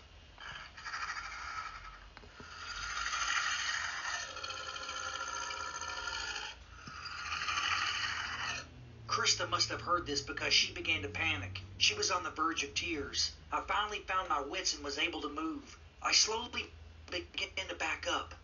As I backpedaled, keeping my light on the ghastly figure, it began to stand upright, and I quickly realized it was much taller than I had calculated. It stood fully, well over 6 feet, probably closer to 7 foot. It was very, very tall. Before I could reach Krista, I heard a piercing scream from behind me. It was Krista, and she was being dragged away by another very similar humanoid monster. The thing was much taller than her, like the one in the pen, and it was pulling her outside with swiftness. I bolted for Krista, stepping out into the storm. A brilliant flash of lightning struck, momentarily blinded me. I covered my eyes and looked up to see this thing carrying my girlfriend as it ran for the woods behind the barn. Krista was screaming and kicking as she flailed her arms over its spiny, long back. I gave chase, fear instantly leaving my body, replaced by adrenaline and a need to save the woman I loved from this unknown creature that had kidnapped her. But the more I ran, the more distance that was put between us. A flash of lightning revealed the terror and desperation in her eyes as she flopped over this thing's shoulder. It was abnormally fast and strong, carrying her weight. It didn't run like it was human either. I yelled her name as she faded out of my view. I screamed into the night, into the rain, that I loved her and that I was sorry, as I panted, finally losing my breath from the sprint. This was a big, big field.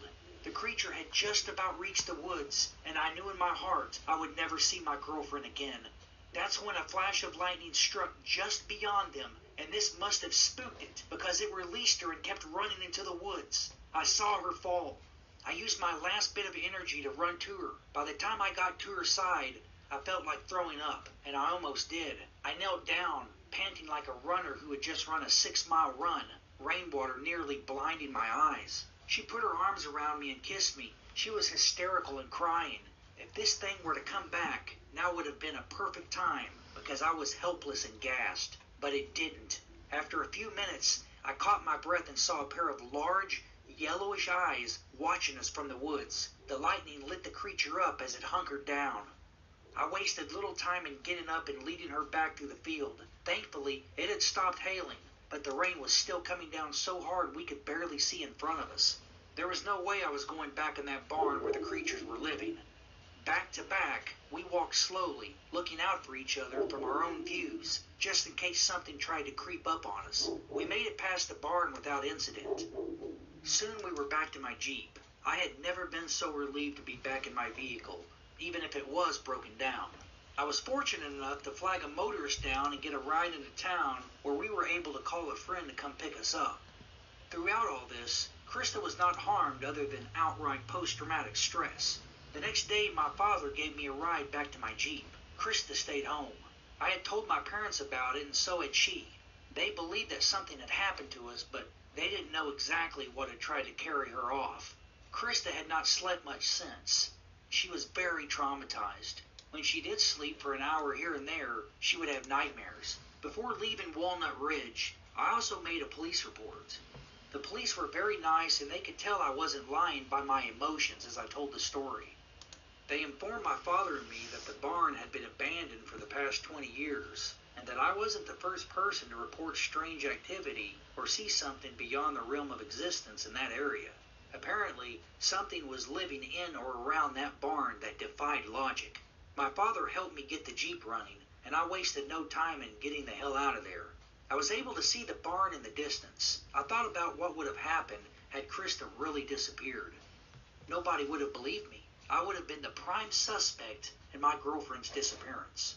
The storm that had led us astray from the road was the same storm that had saved her life and my sanity with a blinding flash of lightning. I turned my head back to the road and did my best to put the whole ordeal out of my mind as I drove out of that town, never to return.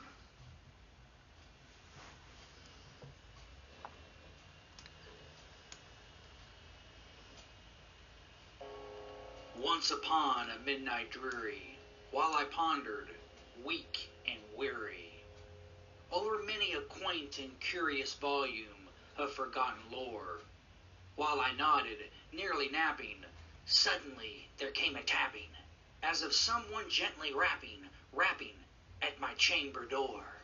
"'Tis some visitor," I muttered, tapping at my chamber door. Only this.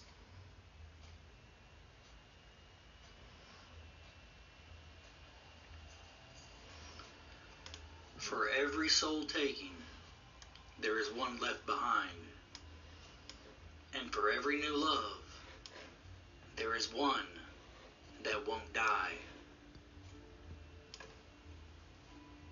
The Coffin Trail, a Haunted Library production.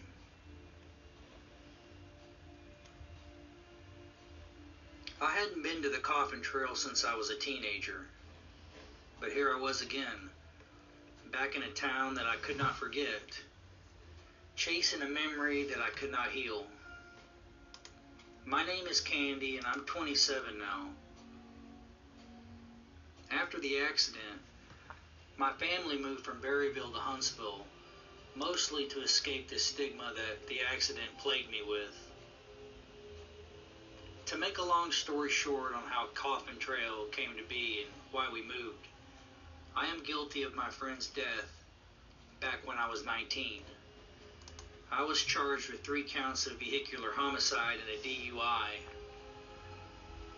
We were all over the limit. In fact, Emily, Kayla, and Tracy were much more intoxicated than me, which was why I was driving.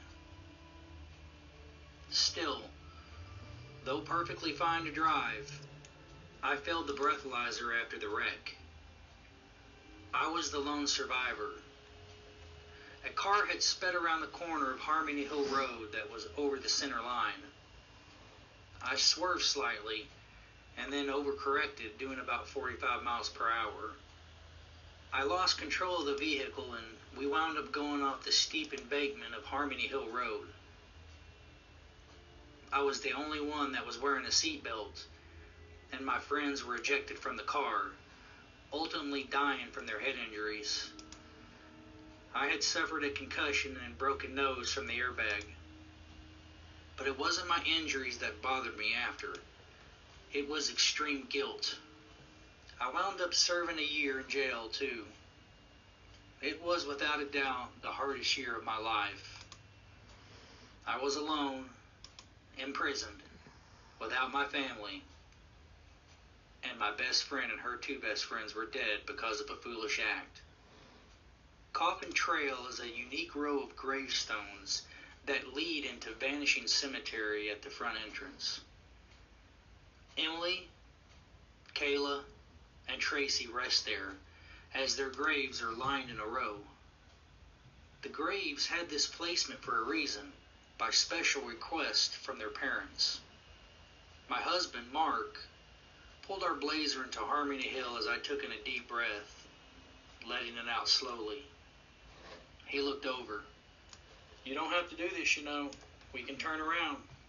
"No, it's fine, honey. It's something that I need to do." "Okay." I haven't been to Berryville in how many years, let alone their graves. I need to pay them respect. He nodded. "I understand that. I just don't want you having some type of mental breakdown over this. I know how bad this has all affected you."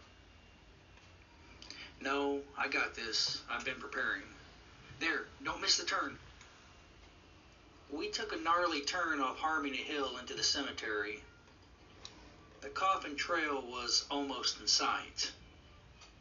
I felt like hyperventilating as I saw the white gravel and old wrought iron gate.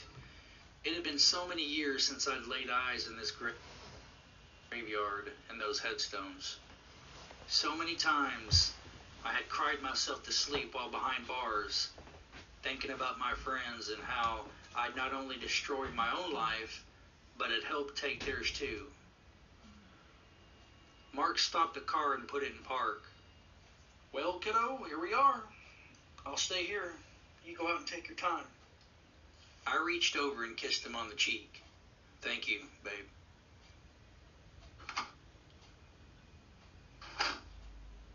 I got out, breathing fresh afternoon country air.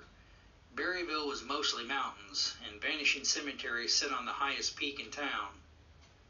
I knelt down by Emily's grave as tears welled up in my eyes. I bowed my head, allowing the tears to flow. Mark got out and had started to console me because it was obvious that I was crying, but he had heard me talking and had gone back to the car. I picked up some old flowers that somebody had put by her grave. The wind had withered and scattered them across the base of the headstone. I arranged them in a pile and tucked them under her picture that her mom had placed there. Dear Emily, I began, whispering. I know I've said this so many times before in the past 7 years, but it took a lot of nerve for me to come today and face my fears and my faults. I can never be sorry enough for the decisions I made that night in getting behind the wheel. I would gladly switch positions with you in a heartbeat. You were my life, you were my breath, you were my best friend in the whole world. And when I lost you, I lost a part of myself, and I still haven't recovered that part back yet. I don't know if I ever will. I burst into tears, taking a minute to get my breath. I felt better, but I still felt wrong about it all. I had asked for forgiveness many times before, but it was not the same as actually being here before her grave and confessing my feelings. Composing myself, I looked over at Kayla and Tracy's grave, who had been Emily's best friends. Kayla, Tracy, I'm sorry, for the millionth time. If I could bring you two back, I would. I inhaled deeply and exhaled slowly, trying to prevent an outright panic attack from this emotional adrenaline rush. I looked back down at Emily's grave and began to pray silently, closing my eyes, shutting everything out. The birds, the wind rustling through the trees, the idling of the car, and the sound of my own whimpers. In a few moments, I was instantly back on Harmony Hill Road. The year was 2011, and it was the best year of my life, and the worst. I was driving, and Kayla and Tracy both seemed...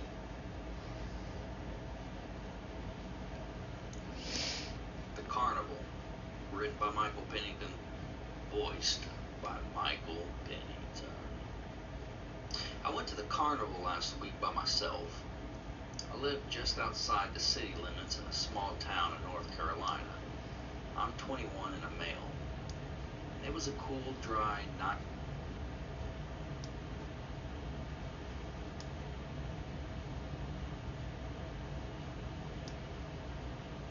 21 and a male. It was a cool, dry, nice fall night, and half the town was the carnival. The Carnival, written by Michael Pennington, voiced by Michael Pennington. I went to the carnival last week by myself. I live just outside the city limits in a small town in North Carolina. I'm 21 and a male. It was a cool, dry, nice fall night, and half the town was here. I knew something was wrong when I stood in front of the tent that was set up for dart throwing, had balloons for prizes such as stuffed animals. The man running the tent had to go behind the wall and seemed irritated and concerned. Each time he would come back to his eagerly waiting audience, he seemed less friendly, and he already looked pretty creepy as it is. That's when I heard the strange noise of what I thought was a girl moaning, but it was loud and I couldn't be sure. After throwing a few darts and failing miserably, I walked off and didn't think a lot more of it. Around 11:30, the carnival was beginning to close up, and I was leaving myself. I walked past the dart throwing tent again on my way out. The front was empty, but I could hear the man scuffling in the back with somebody. My curiosity began to get the better of me as I passed the tent. I was parked about 50 yards behind the tent in the grass. As I walked into the field, I was sure I heard a woman scream. It sounded as though it had been muffled, though, preventing the scream from coming out full force. Now I had to go back and get a peek in that tent. Everybody had pretty much dispersed to their vehicles and was pulling out. I was the only one left. I turned and went for the tent regardless. From the back of the tent, I couldn't see much, but I definitely heard something inside that seemed suspicious. I walked around the tent and found an opening near the back to where I could peek in. I saw a horrific scene. A teenage girl was bound to a chair, her hands tied behind her back. She was gagged, too. The man running the tent earlier was trying to tighten the rope that bound her. I knew there was something about him earlier, but I couldn't place it. He looked dirty and strung out. He had greasy long hair and his eyes were wide open as if he were on speed. He was the only one in the tent aside from the girl. My heart raced as I watched in horror. I looked behind me to see if anybody else was here that I could signal to call the police, but everybody else had pulled out and left the grounds. I decided that I would step away quietly and call 911. Just as I turned, I ran smack dab into somebody big. I assumed it was somebody that could help me, but as he stood there looking down on me, I realized this guy was probably in cahoots with the man in the tent. I took off. I could only run sideways unless I wanted to run into the tent or him. The big guy didn't even bother chasing me. He called out to the crazed man in the tent. Then I heard a dirt bike rev up. I panicked and darted back into the carnival. I was being chased by this loon on his dirt bike, and he wasn't far behind me. Out of breath from the sprint, I ducked into the funhouse as the dirt bike came into view. This guy was hooping and hollering, and he had a damn knife. Was there really nobody left at this place but me and these freaks? At 21 years old, I was scared shitless. I made my way through the funhouse as quietly as I could. I had to get out of here, or I would be the next to be bound beside that girl. The man jumped off the bike and looked around. I could see him through a small flap. He checked the ride from bottom to top, then came back out in the middle. I stayed as quiet and still as possible. Then his big-ass friend finally made it over, and now there were two of them. I heard the man tell the big guy to check the funhouse while he checked the concession stands. If I would have had 2 more minutes, I could have dialed 911. But I had to find a place to hide now. I found a trap door behind a clown. I squeezed into it and closed the lid. There was a whole other area down here, but it was all black. If they caught me down here, I was done. I heard the big-ass man walking on the wooden floor above me. The wood creaked. I held my breath and dialed 911. When I find you, boy, I'm gonna whoop your ass for snooping. I had no doubt he could do that, and I shuddered in fear. The operator answered, and I began to whisper. She was having trouble hearing me because I was being extra special careful to not raise my voice. There's nothing up here. Let's check down below, I heard him call out. But the other man said, I need to get back to the girl. That little fucker's long gone. This is our last night. We gotta get out of here now. Then I heard the big man's footsteps slowly move away and out of the funhouse. I took in a deep breath and finished the 911 call, giving the operator my location and explaining to her what was going on. I didn't leave the funhouse until I heard sirens, which were all over the place in a matter of about 4 minutes. The men didn't have time to leave and were arrested, and the girl was unharmed seriously, aside from being traumatized, of course. She went directly to the hospital to be treated for lacerations dehydration, a broken rib, and some abrasions on her face. I made it a point to visit her. It turned out that the two men were convicts on the run for the past 3 years and had kidnapped this girl when she was 19 and she's now 20. Her name is Brandy. And a few days later, she was returned home to her parents, who were more than overjoyed to have their daughter back alive. Brandy and I stay in touch and have become close friends despite living states away. She's planning on coming to see me next fall.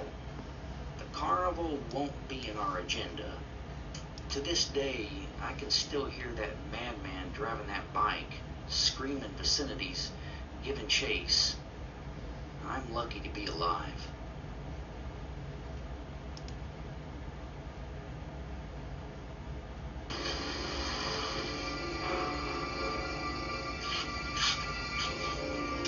Be careful with them small hotels. You never know who will come knocking. Oh, man.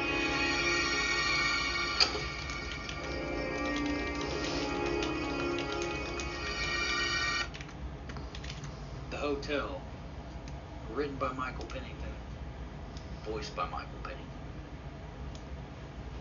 When I pulled into the hotel around 1 a.m., I was pleased to find some rooms were available. It was a rainy night. I went to see an ex-girlfriend earlier in the day. The drive had been about 4 hours, and I'd spent about 4 hours with her, but I needed to get back to my house. I'd left her house at around midnight and found that I was just simply too exhausted to keep driving, so I decided to just get some rest and head out in the morning. I wasn't too pleased about paying $60 for a few hours of sleep, but staying at the X's was out of the question, and I didn't feel like sleeping in my car. I checked in and made my way up to my room. It was a small hotel, but it looked cozy, and the lobby had a nice fireplace. The room wasn't bad either, a little more upscale than you'd expect for the money. Exhausted, I quickly undressed and went to sleep. I was out in about 10 minutes, but sleep didn't last long. I woke to a knock on my door, and the clock read 2 a.m. I put on my shirt and went for the door, wondering who the heck this could be. Before I answered, though, I kind of thought about it. This was a lone hotel in the middle of nowhere in a small town, and though it was well kept, it was still kind of odd. "Who is it?" I hollered. There was no answer. I just went back to bed, not thinking much of it. Somebody must have had the wrong room or something. 30 minutes later, I was again woke by the same knock. This time I was mad, and there would be no asking who it was. I swung the door open, ready to lay into somebody. Nobody was there, nor was anybody in the hallway. "If you're playing games, I'm the wrong dude to fuck with," I hollered down the hall that was still lit. I waited, not expecting a reply, and I didn't get one. But then the hallway lights turned off. This gave me goosebumps. It was time to call downstairs. I closed and locked the door and dialed the number to the front desk. No answer. I decided to kill about 20 minutes to see if I could catch this person red-handed. So I grabbed my phone and went to sit by the door. After about 10 minutes on YouTube, listening to some old Mr. Nightmare videos, I heard the knock again. I hopped up and flung the door open to catch a glimpse of a tall figure that just walked away out of my sight. I was still fully in my room. I quickly stepped out into the hall. Only about 3 feet away, this person immediately turned around and came straight at me. Now, I didn't really have time to be scared. Even as scared looking as this person was, I was already in a struggle. The attacker wore a gray woman's wig, giving the appearance of an older lady. She had an oversized nightgown on, and it was the kind my grandmother wore. But I could tell she was younger by her skin texture. She had makeup on that would resemble that of a much older woman, bright red lipstick and lots of blue eyeshadow. Her wig was disturbing, and her face was that of nightmares. She was tall, about 3 inches taller than me, and I'm 5'9". She backed me up against the wall, her eyes huge like a crazed person. It was at that point I realized she had a butcher knife in her right hand, but I had my hand locked on her wrist. "Hey, what the hell?" I yelled, looking at her as if she were crazy. She didn't say anything as we struggled. The knife was over my head thanks to her height and her long arms. She was moaning, almost fake crying. It was weird, and at this point I was scared and even intimidated by just how bizarre this was. Not to mention she was trying to kill me. As she was beginning to surprise me with her strength too, my hand slipped from her wrist, and she brought the knife down hard. It stuck in the wall just above my head. She kicked me in the groin, and I went down in excruciating pain. She went for the knife that was embedded in the wall, and I managed to tackle her to the floor by clenching her legs together. On top of her now, though I was still in a momentous amount of pain, I brought down a few serious blows to the head, knocking her out. Catching my breath, I rolled over beside her on my back, still in disbelief. Big mistake. She rolled on top of me again to flail her arms down with blows, screaming and grunting. I was able to overpower her even from the bottom, and again I assumed the top position on her. This time I put even more power into my punches, caving in the right side of her cheek as her screams silenced. I caught my breath. "Damn it, man. Jesus Christ, you crazy bitch." Straddling her, I finally stood up. Then something hit me. This was the owner of the hotel that had checked me in. I should have noticed it earlier from her sheer height. She was dressed up as a scary old hag, lurking the hallways, obviously trying to kill somebody. I looked down at her in shock. "What in the actual fuck?" I whispered, visibly shaken. "I gotta get out of here." Then she shot up from her back and grabbed my ankles, her eyes like a maniac. My heart skipped and I jumped back, not expecting that. I could only stare at her in disbelief as she struggled to get me down on the floor. She had absorbed 2 brutal blows and was back for more. I reared my leg back and kicked her in the face. Her head bounced off the carpeted hallway. She lay motionless. I hastily got my jeans, wallet, and got the hell out of Dodge. As I made it to the end of the hallway, I heard her set up again. And it wasn't a struggle for her. She sat straight up without using her hands for leverage. It's the kind of shit you see in the horror movies. "Holy shit," I said, making a run for the door. She cackled and hollered through the halls, giving chase. I got in my car and locked the door, turned on the ignition and stepped on the gas. The woman jumped on my windshield and beginning to stab the glass as I drove. At the stop sign that led back onto the highway, I took a gnarly turn, slinging her off. I watched her fly in the ditch and roll a few feet before again setting up. Needless to say, I called the police right there as I drove, and I drove all the way home, happy to be out to $60 if it meant I was still alive. Now, this woman was disturbed and seemingly possessed, because nobody has that ability to absorb so much punishment, and especially a woman. I found out a week later that 2 people had turned up missing in the last year shortly after checking into that hotel. They were both females. The last I heard, the woman was being tried for murder and assault with a deadly weapon on me. I can't stop thinking about what would have happened had I not locked the door, or why she couldn't get in since she was the owner of the hotel. Needless to say, you can bet that I'll never stay at a one-horse hotel again.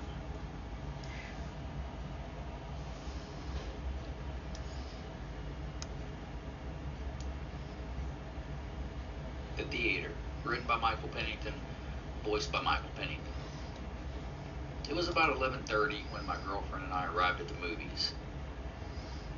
We had come for the midnight movie, and we liked to get there early to have time to get a good seat and grab some food. I paid and got the tickets.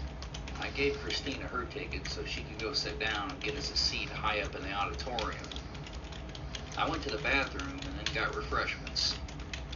When I had finally made it to my seat, it was 11:55, 5 minutes until showing. It was kind of strange because there had been no previews, and there was nobody else in here with us, which was beyond rare even for a midnight movie. And then the screen went dark and all the aisle lights went out too. I think their electricity just went off, I said. I stood. I was going to head to the front to see what was going on. No, wait, Christina said. Something isn't right. Can you hear that hum? I looked down at her, then I heard what she was referring to.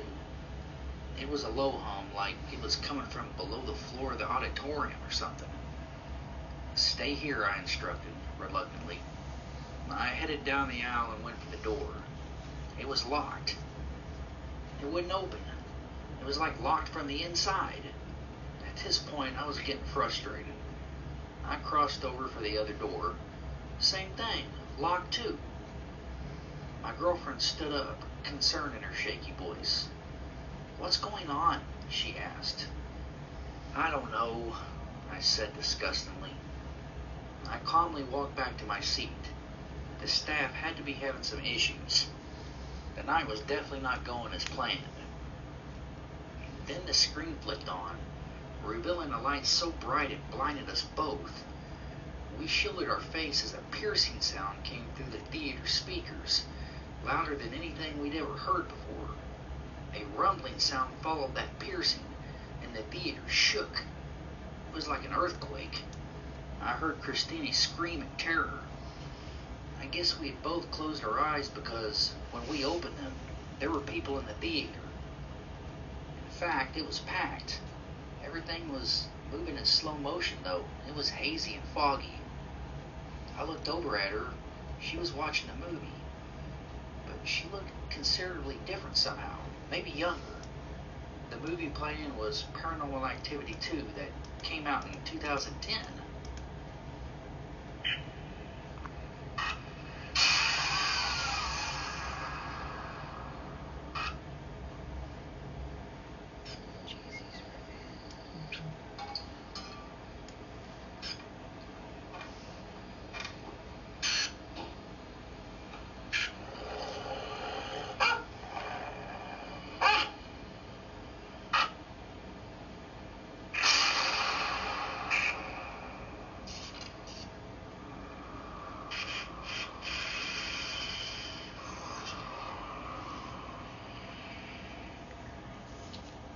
Why would they be replaying this? I began to freak out. After a few minutes of watching this, hoping I'd wake up from this weird dream, the loud sound came again as the screen went white. I covered my eyes and ears. People in the theater screamed until the sound stopped and the light ceased. Another movie began to play. The movie was Soul Survivors.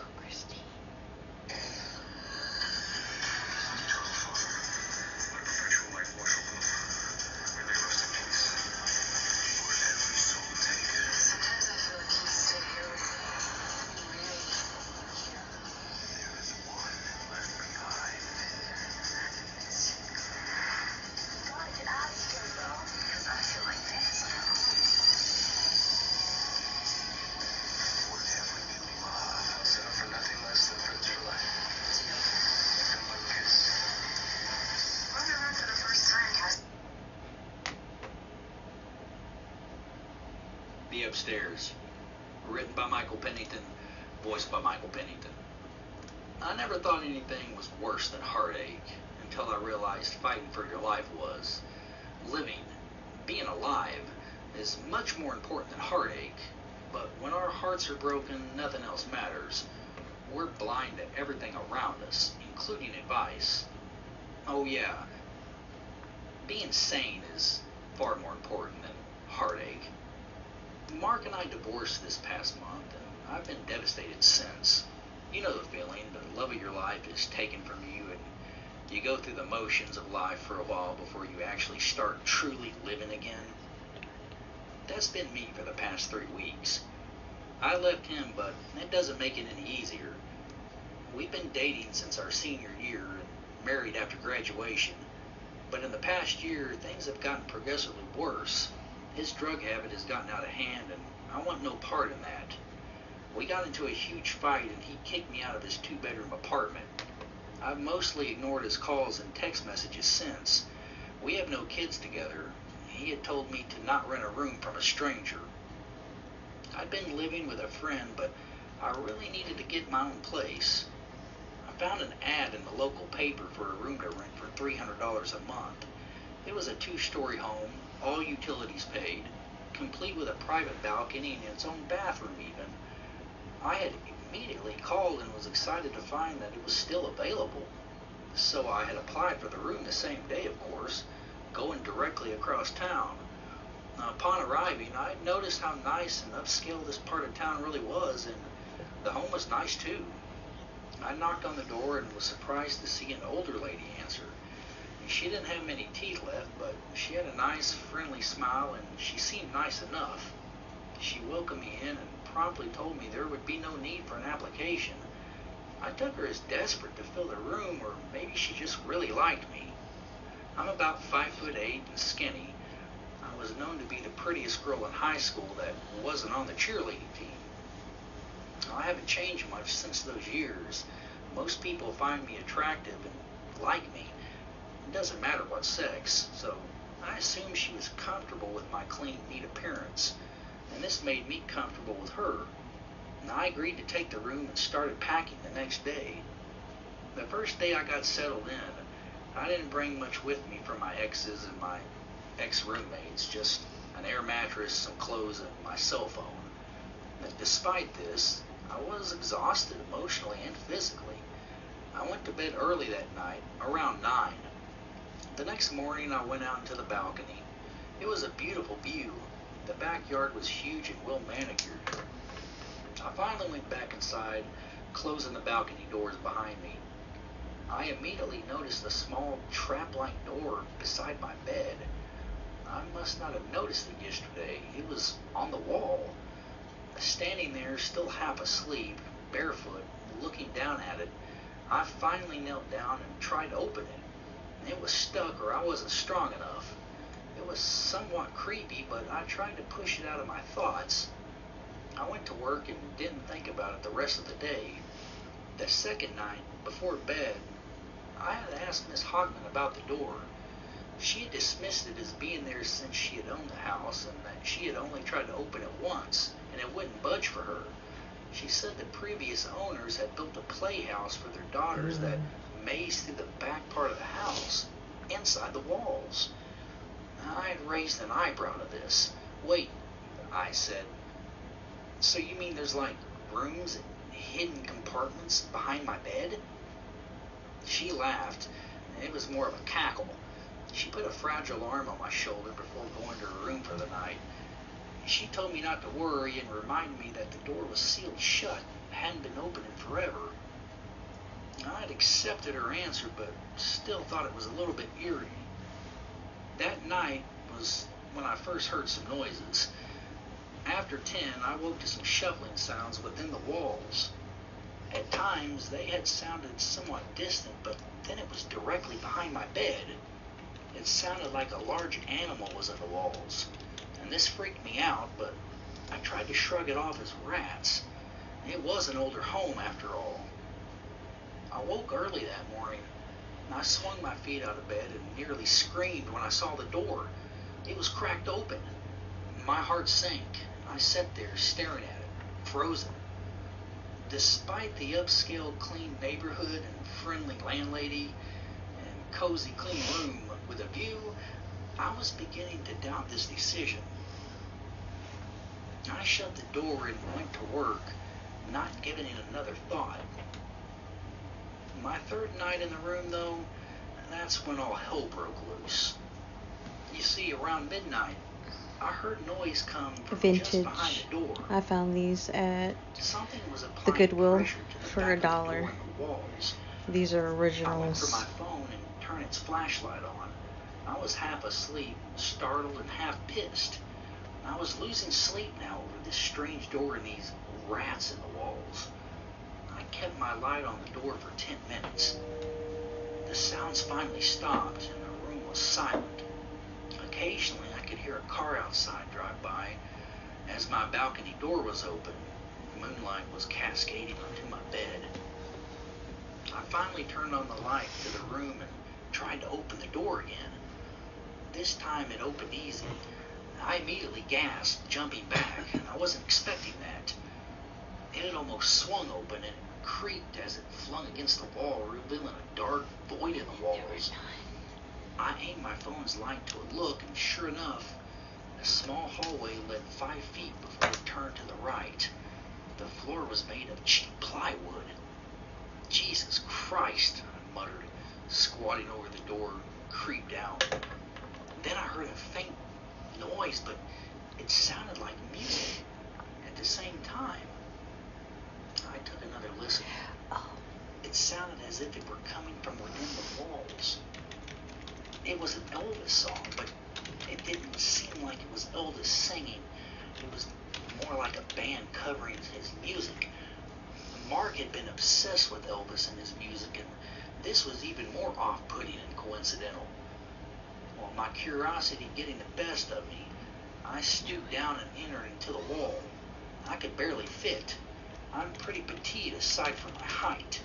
A full-grown man would have never been able to get in here. I stopped, though, wondering if I should go wake up Mrs. Hartman, but decided against this considering what time it was. My skin went to goose-flesh as the door closed behind me. I turned, trying to open it, but it was again jammed. Now I was locked inside this damn wall, just my cell phone light. And the music was getting louder. I wondered if it were coming from downstairs, but it sounded too close, like right around the corner. And it was still a band covering Elvis songs, and it was on repeat. I ignored the music and tried to compose myself. I was shivering, but it wasn't cold. I was simply scared stiff. I aimed my phone through the narrow wall. Coming to the turn, I peeked my head around before exposing my body. I suddenly remembered I had heard loud, aggressive sounds in here, and I was wondering why I was being so brave. I turned the corner, now on all fours. There was another 5 foot of plywood hallway with a curve snaking to the left at the end. I rounded that curve and took in a deep breath, my heart racing. There was another stretch of hallway, this one longer, leading to another small door. My stomach dropped. The music was coming from behind the door. I had come this far and I was dying to find out what was behind that door. Crawling and scooting as quietly as I could, I put my hands on the tiny knob. Before twisting it, though, I listened. I could hear Mrs. Hockman. She was in there, but how the hell did she get in there? She was talking to somebody, too. There were 2 voices coming from this small room. One voice answered Mrs. Hockman, but it sounded muffled and exaggerated. I swallowed, listening to the conversation, realizing both voices were Mrs. Hockman's. She was talking to herself and answering herself in a different tone. Now, I must have lost my shit right there because I lifted my head, banging it on the roof on the small hallway.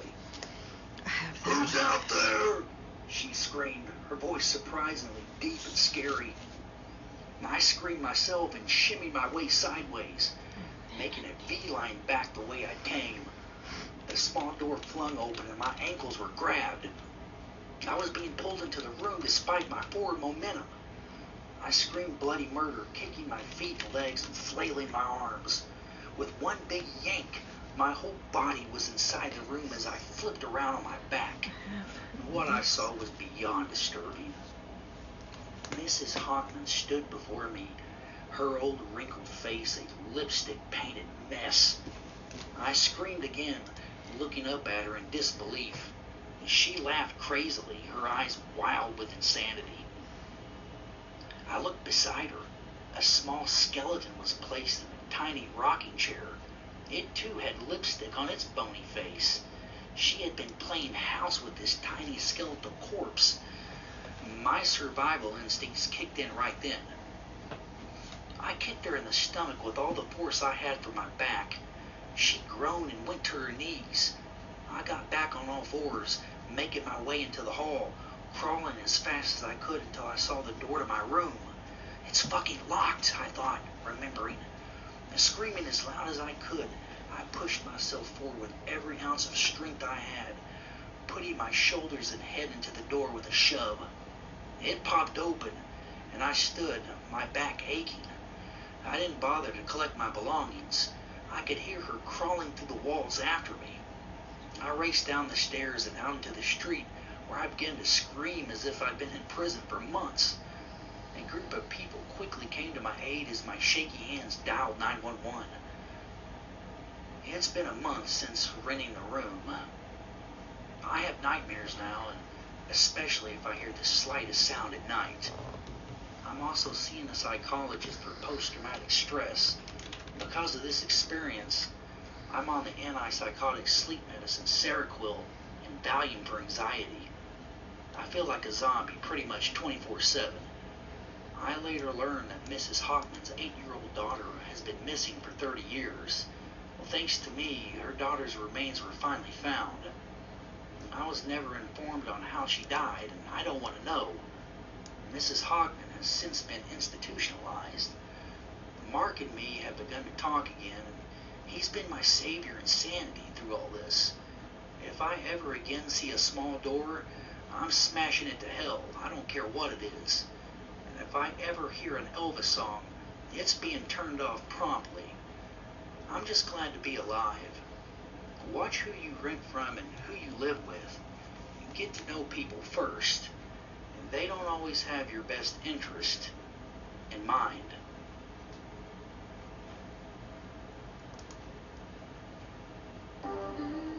"21-year-old Nikki." The Asylum. Written by Michael Pennington. Voiced by Michael Pennington. So this is Lark, and I'm talking into my dad's trusty voice recorder. I live about 2 blocks from Jacksonville's mental asylum, and apparently there's some shit going down tonight. My house is isolated. It's about 300 yards off in our field, I'd say. We own about 10 acres, and most of the land being wooded.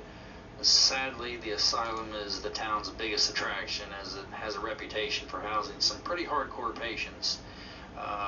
These people are intimidating, so it just so happens to be within close proximity of my house. Too close, and shit freaks me out. I don't know. I'm a little bit freaked out because I think somebody is around the perimeter of the house. I keep hearing noises, but everything's black. I've lost electricity, and should I die tonight, maybe somebody will have this recorder as evidence. I figured I'd put some use to it. I'll do my best to keep recording as long as I can. So it was about 8 tonight when the electricity went off in town, and nobody has power that I know of. My parents are out of town for the weekend. I tried calling them before the electricity went out, but they didn't answer. I'm pretty scared because my girlfriend had called around 7 to tell me that a band of mental patients have escaped from the asylum. I have no idea where these people are, if they're been apprehended or if they're on the loose. I've locked all the doors and windows since, and according to her, law enforcement had instructed everybody to stay on lockdown and not come outside until the lunatics were apprehended. And I call them lunatics because that describes anybody that's in Janesville's mental asylum. These people are batshit crazy. It's Vermont's worst when it comes to the mentally unstable. They're pretty intimidating people, and they're very capable of doing physical harm. I mean, we're not talking about the smartest people here, but we're also not talking about the weakest either. These are people who have served time for, like, murders and have been given a lesser sentence to come here. So, some are even younger, and they're quite scary looking. But anyways, it's 10 after 8. Hold on just a second.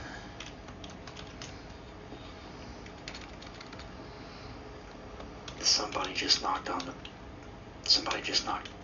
the door downstairs.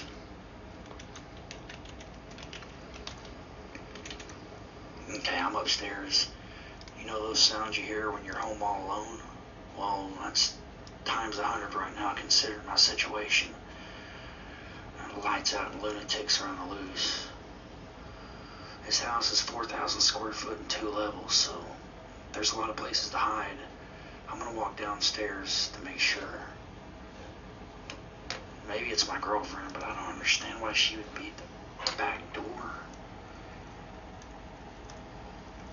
Okay, so I'm downstairs. I can't see shit. Wait a second. There's a fucking shadow outside the back door. I can see it with the moonlight. Holy shit. Okay. Calm down, stay quiet. Jesus Christ. They're pounding on the back door now. I cannot believe this shit is actually happening. They're trying to shimmy the lock. They're trying to open the door. I think I just heard the back door open. I'm going back upstairs. I get my dad's baseball bat. Okay, I'm at the top of the stairs. Somebody downstairs is humming some nursery rhyme. And if I make it through this, I'm for sure going to church next Sunday. Hello. Name's Albert. You must be the boy I see outside sometimes when we take the bus to the bar. Stay quiet. I'm gonna die. This crazy son of a bitch is in the house. I'm in my closet. There's 3 rooms upstairs. Maybe they won't come in mine. I'm literally shaking. People are coming up the stairs. They're knocking on the other bedroom doors. I have to go. They're trying to get in my door. The doorknob's turning. Jackie, if you listen to this and I don't make it, know I love you. Mom, Dad, I love you too, but you guys should answer my damn phone calls. They're trying to get in my door. A commotion can be heard on the voice recorder. A struggle ensues and a window breaks. Oh dear God, I think I just killed one. I had the window open and he was looking outside like he thought I jumped. I ran out the closet and shoved him. He broke the top of the window going out. I'm looking down on him now. He's dead. I'm gonna go to jail for this shit. Damn it. Try the lights. Still no lights. No electricity. Okay, I'm going downstairs. The police are outside. Yes. I can see their lights through the window. I'm heading outside now. But shit, there's more than one person in here. I know that. Okay, I'm outside now. The cops have their guns pulled on me. I have to go. The recorder can be heard being dropped. It records police instructing Lark to move away from the door with his hands up. Hey, this is Lark, everybody. It's been 2 days since the asylum escapees broke into my house. Police arrested 2 more inside my home that night, and they were hiding in the house. As for the 3rd man that I pushed through the window that was creepy, it was ruled self-defense, and I don't think I'm going to get in trouble for that, because they broke and entered and they were trying to do physical harm to me, the detective said. My parents have apologized for failing to answer my calls, and my girlfriend is just happy to see me alive. The Scarecrow. My brother Ricky passed away when I was 12. It was a freak accident on my family's farm. My father accidentally ran him over with the tractor. I'm 17 now, and I just want to put this tragedy behind me. But my brother won't let me. He keeps coming back. I'm not just talking about his memory or my grief. I mean, he haunts my dreams. He tortures my sanity, and he shatters my reality of what I thought was. He's not a zombie who has come back from the grave, or a vampire back for blood. In fact, I haven't seen him at all. I've only felt his presence and noticed things around the farm that are not right. Mostly, it has to do with our scarecrow. My father made a scarecrow many years ago for our cornfields. It had been Ricky's favorite thing on the farm. My mom thought his infatuation with the scarecrow was bizarre. My dad didn't seem to mind, and I was too young to notice. Every day before school, Ricky would go out into the field and straighten the Scarecrow's hat. Before I go on, I need to mention that my brother was my protector. As a boy, I had been bullied since grade school, and Ricky, being older, bigger, and tougher than me, had always fought my battles. We have some bad bullies in town. Kids don't have much to do here in the country, and I've always been a target, it seems. Now that Ricky's gone, the kids leave me alone, but I don't think it's because they feel sorry for me. I feel as though my brother's spirit has taken hold of our Scarecrow and is continuing to look after me beyond the grave. And to be honest, I'm scared to death. I want to be able to protect myself. I want to be left alone from my brother's torment, but he won't let me. The Scarecrow disappears every night. I know this because I check.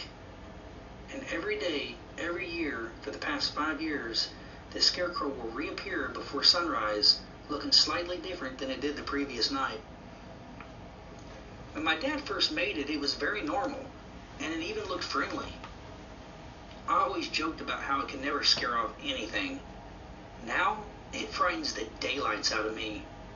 It's old and tattered, its eyes have changed, and its clothes have weathered multiple storms.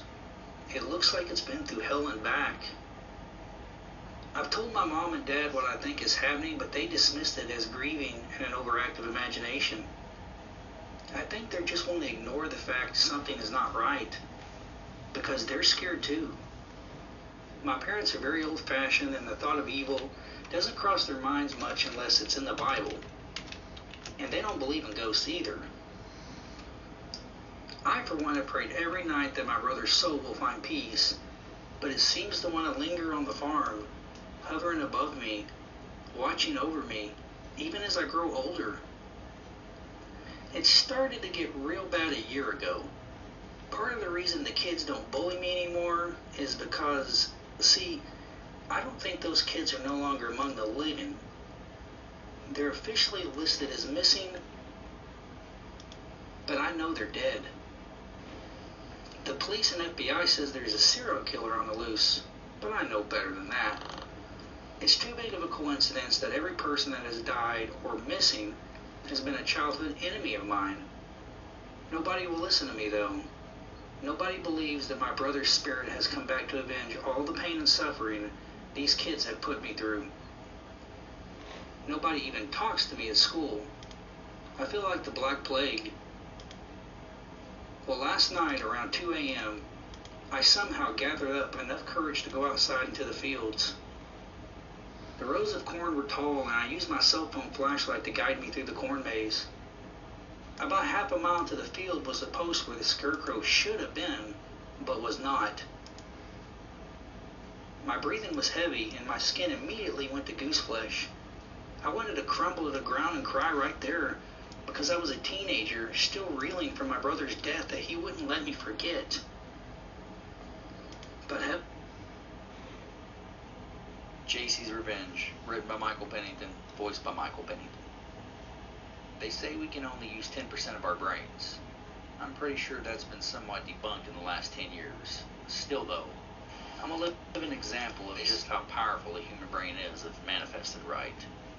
The key is to unlock these abilities. Most people are never born with that key, nor do they ever find it.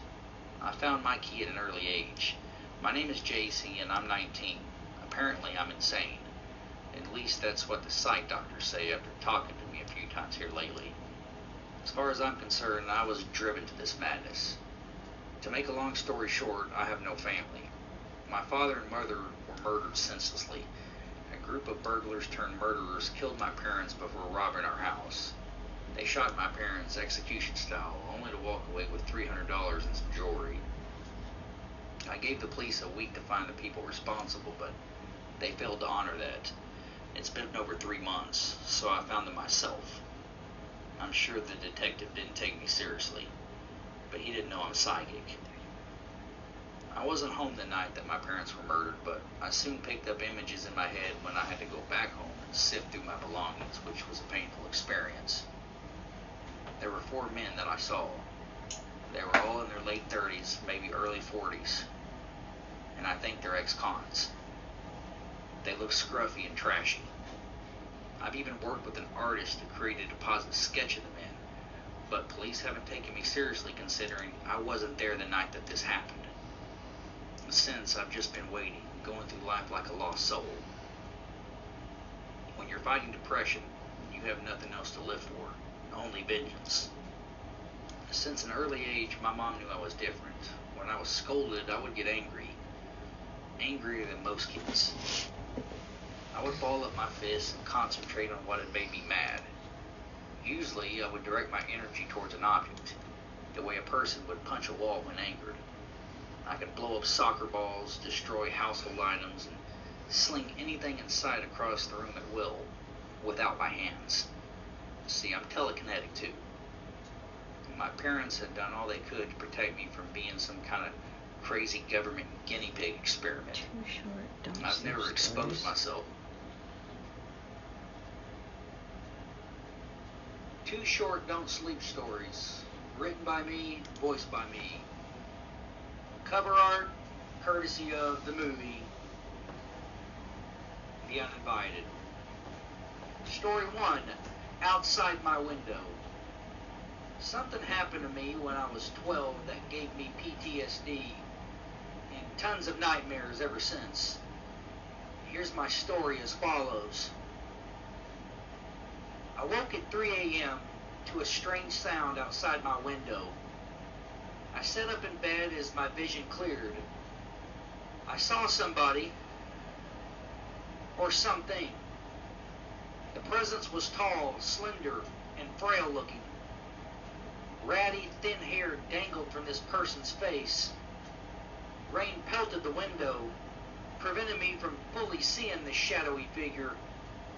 It was as if it didn't have a face, or maybe the night hid these features as the figure pressed against the glass. Being a 12-year-old girl, I was still struggling to sleep in the dark. So this froze me stiff in bed, mouth open, eyes wide, glued to the window as the person looked inside my room. I couldn't move, breathe, or scream.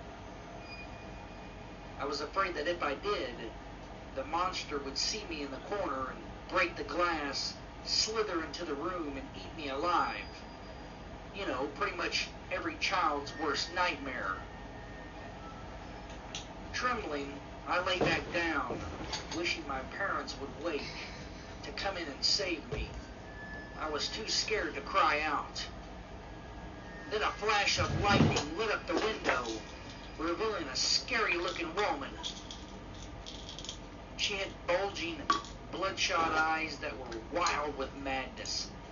She had boils all over her face, and less hair than I had thought. In fact, she looked like a witch, and she was looking right at me. I finally found my voice and screamed. Then she headbutted the window.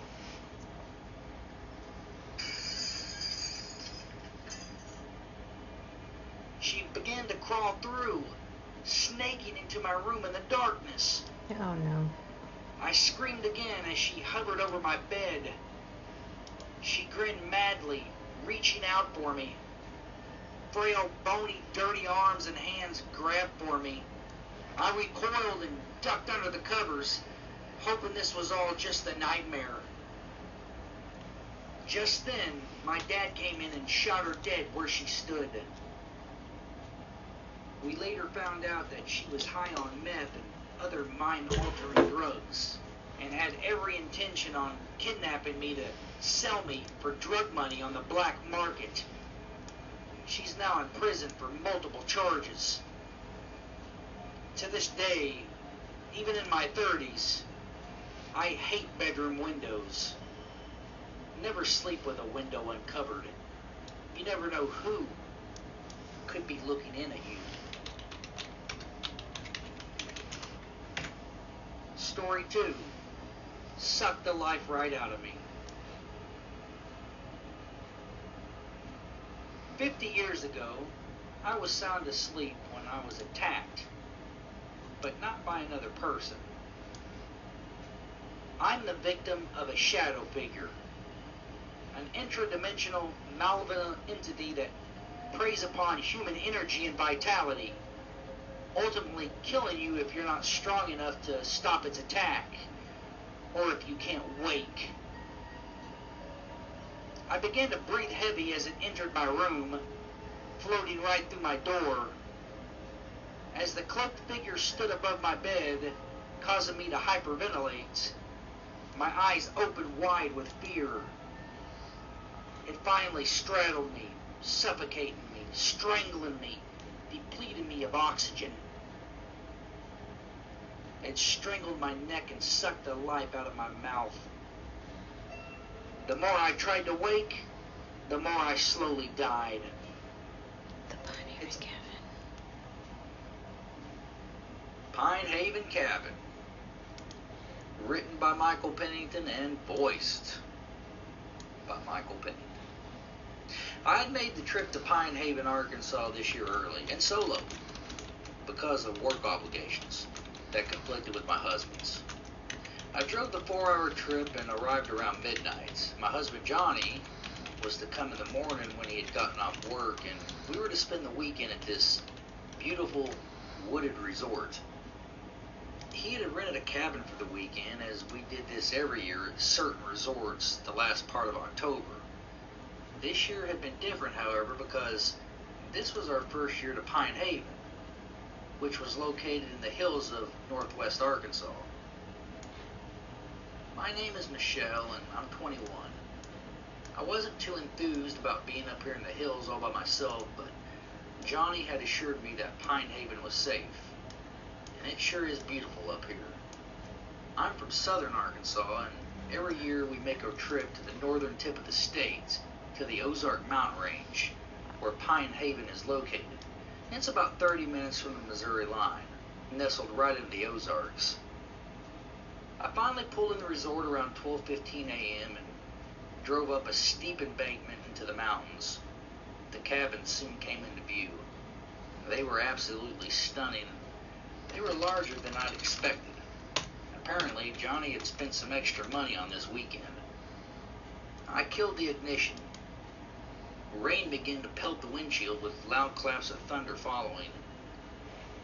The wind was beginning to pick up, and it was going to be a good night to sleep. I grabbed the key that was under the rug in front of the door that Johnny had arranged for me. Once inside, I was mystified at the ambience and warmth of the cabin. It had a lot of custom woodwork and an overly large fireplace that I quickly lit to kill the chill in the air. I immediately took a picture of Johnny and me that I had packed and placed it on a crafted oak table in the living room. Outside, the wind howled as the storm moved in. Exhausted, I plopped down on the bed. I was so tired I didn't even bother undressing. I sent Johnny a text to tell him I had made it and to say goodnight and that I love you. When I laid down, it was about 12:30. Between the crackle of the fire and my exhaustion and the storm and coziness of the cabin, I went to sleep immediately. But it wasn't long before I woke. I couldn't be sure if thunder had woke me. I sat up in bed and took off my shoes, but didn't bother to take off my jeans or shirt. I finally lay back down and closed my eyes. Then I heard a knock on the door. Startled, I sat up, wondering who could be knocking near 1 a.m. Then I knew what was going on. Johnny had surprised me, and he had secretly drove the trip tonight to be with me. And I hopped up and went for the door, but something stopped me from opening it. Johnny? There was no answer, just a clash of thunder, followed by a flash of lightning that lit up the entire cabin. John, don't do this. Not cool, honey. I waited and still got no reply. I quietly went to the window and peeked out. Thankfully, I had turned the porch light on. All I could see, though, was my car in the woods. Nobody was at the door.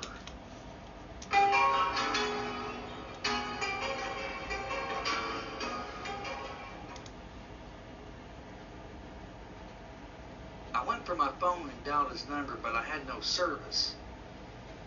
That's when I started to feel a little uneasy about this. The knock came again.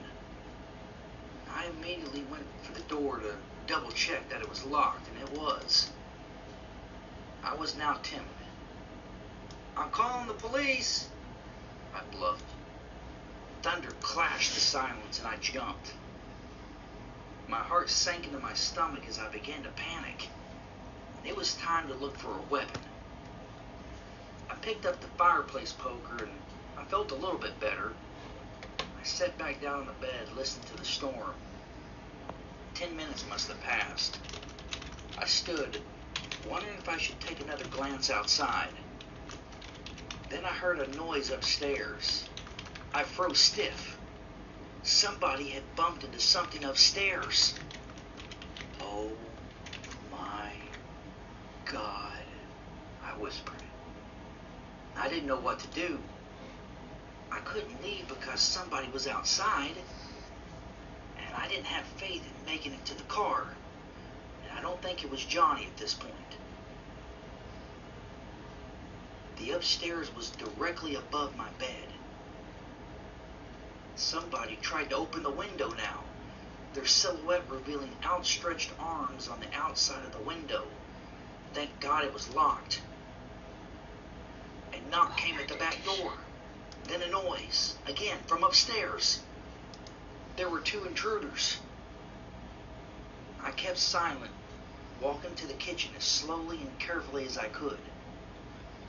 The knob to the back door rattled, and somebody began to kick in the door. I covered my mouth, holding back a scream. The back door exploded. Somebody entered. It took everything I had in me to cower behind the kitchen wall that separated the living room. I saw a flashlight reflect off the walls. I tried to call my husband again, but the call did not go through. I clenched the poker tighter, knowing I was going to have to fight for my life. Hearing the footsteps grow closer, I hunkered down and held my breath. A figure walked into the living room. Lightning lit him up, revealing a quick glimpse of a horrendous, god-awful, dark, stringy hair that was at least shoulder length. I began to cry as the figure stood still, looking around. Lightning flashed again, revealing his face. He had a mask on, and it was terrifying. It appeared to be demonic, with yellowish eyes and a hideous latex, realistic-looking face. The mask had to be very expensive. If I were not able to see his arm, I would have thought this person may not even be human. I knew if he turned on the light, I would be seen and possibly killed. But he didn't. He approached the kitchen. I gripped the poker as tight as I could, and I came out with a rush. I swung it as hard as I could, the tip landing across his face and upper chest region. He groaned in pain and went to his knees. It had been a direct blow. I swung again, striking him in the back as he went down to all fours. I could literally feel a hole open in his back from the second blow of that poker digging in. I stood there, my hands shaking, lightning flooding the room. I finally dropped the poker. I had to get out of here. I grabbed my belongings and went straight for the door, prepared to see the second person, but I did not, thankfully. I was able to get in the car and escape. To my shock, I saw my husband's car parked up the road, but he was not inside. It looked as though it had been driven to a quick stop and somebody had kidnapped him or taken him. I felt sadness and panic. The attackers must have been waiting for him when he entered the resort. Well, when I got service, I dialed 911. It's been a full 24 hours since the man tried to kill me. I'm back home in southern Arkansas, and police are investigating, but sadly, my husband is still missing. I've been waiting by the phone, my nerves on end, a deep sadness overwhelming me. I just want to see him walk through the door. I haven't slept since I've made it home. The phone rang and I answered it eagerly. It was Pine Haven area code. Michelle Birch? A man's voice asked. Yes, that's me. My name is Detective O'Keene from the Delaware County Sheriff's Office. I'm afraid I have some bad news for you, ma'am. My heart sank upon hearing this. I was already delirious and I felt like I was losing my mind. Please don't say he's dead, I said. Please, please, please don't say he's dead. Ma'am, I need to ask you a personal yet very relevant question. Okay, I nearly whispered, tears streaming my eyes. Does your husband have a life insurance policy out on you? Yeah, $500,000. Miss Birch, your husband is very much alive. He's a little banged up, but your husband was the attacker and was working with an accomplice who we have detained as well. Your husband is being charged with aggravated assault and possibly more serious charges in regards to this. It seems to have all been a setup to have you killed.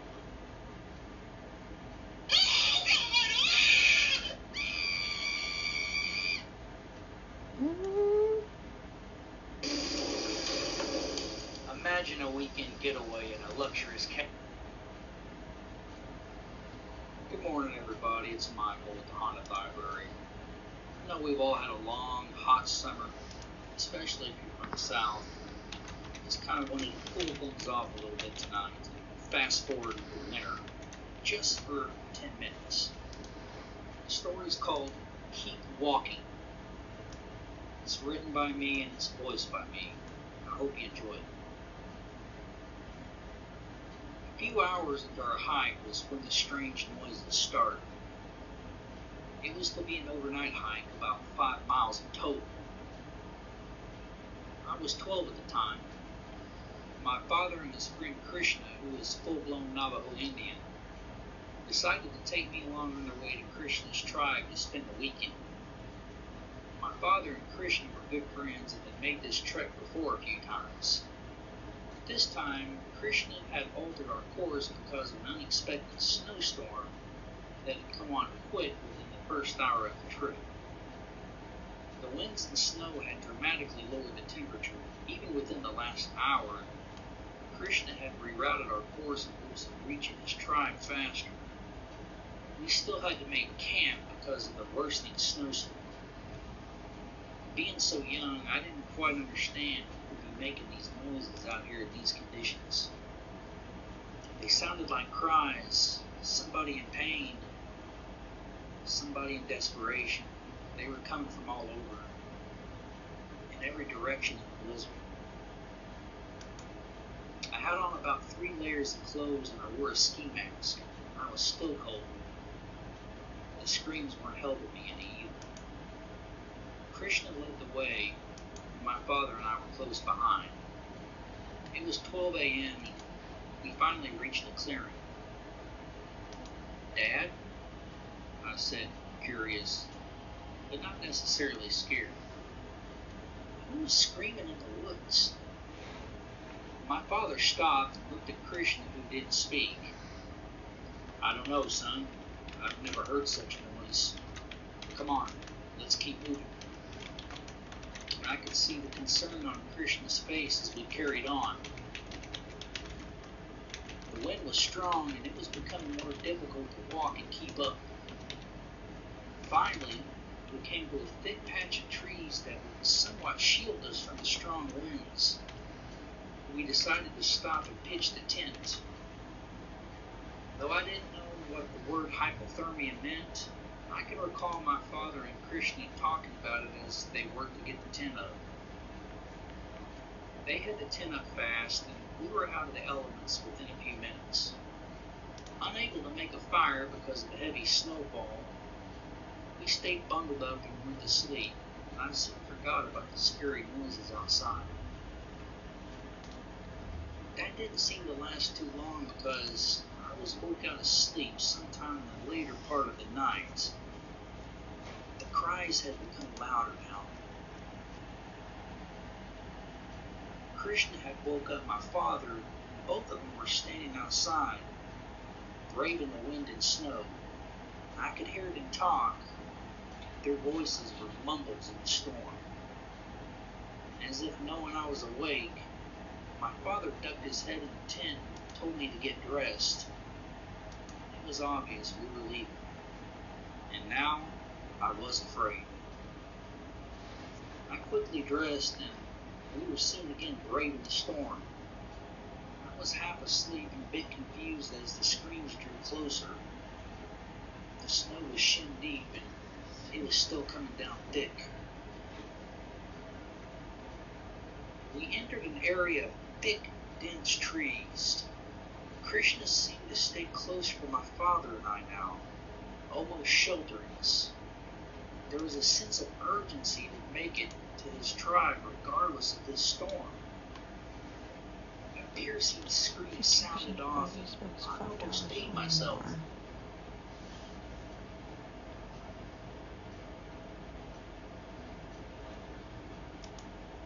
It was the loudest one yet, and it seemed so close now, but it was still drowned out by most of the wind, and I just know that it wasn't human. Even as a young boy, I knew that nobody had the vocals to scream like that. That's when I saw her. It was a young girl who appeared to be in her teens. She was kind of tall and had long, stringy black hair, and she appeared pale. To a 12-year-old boy, she just looked cold. She appeared at the tree line to our right. It was dense and dark behind her. I had not seen her come out of the woods. "Dad?" I said, tugging on his arm, pointing. "There's a girl over there. She's cold." My father only glanced at her and said, "Come on, Nick. Keep moving." "But Dad, she's gonna freeze to death." He grabbed my wrist, gripping it tight, leading me forward. Krishna kept a close eye on the girl as we passed. I did not understand why we were not helping her. We passed her. I looked back as large snowflakes pelted my face. She was gone. Nobody spoke for the next 20 minutes as I was forced to try and keep up with their rushed pace. Then the girl appeared again, just in front of us. I didn't understand how she had moved so fast. She had somehow made it past us without me having seen her, through the woods, while wearing only a withered black dress. She didn't have on shoes. By all accounts, at least to me, she should have been freezing. I know I was. "Help me," she called out as we drew closer. I wanted to talk to her, to tell her my name and help her, but no, my dad wouldn't let me. I stayed quiet and I kept going, my dad pulling me closer to him. I glanced back and was horrified to see her face change from a desperate, friendly expression to an evil, hateful snarl. Her mouth was full of teeth that were long and jagged now, and her eyes had turned red. Her body began to change shapes. I cried out and hugged my dad. Krishna looked back and grabbed me, pulling me close to him. "Have your gun ready, Charles," he said to my dad. My dad pulled out his rifle and we pushed on. Then the girl appeared again, this time looking half rotted, half monster-like. And she spoke. Her mouth opened far wider than it should have. I closed my eyes and held my breath, tears streaming down my cold face. My father shot his gun in the direction of the girl, but she had vanished. At this point, we were only an hour away from our destination, and from there out, we only heard screams in the woods, but we never saw the girl again. The rifle had deterred her, or had deterred it. It wasn't until I was 16 years old did my father tell me that the girl I had seen was a demon, one thought to be that of a Wendigo. This particular demon would trick people into believing it needed help, only to lure them into the woods, their bodies never to be seen again. Krishna had told my father that 14 people had disappeared in that stretch of vast woods in the last 15 years. I still have nightmares over the Wendigo's scream and her horrific, scary face.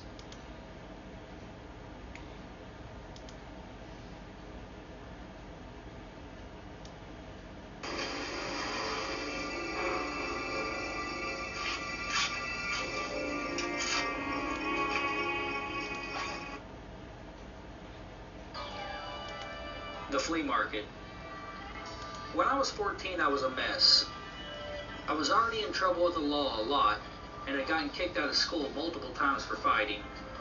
I wasn't exactly the boy my father had hoped to have raised, but at least I thought I was tough. That is, until Halloween night of 1989.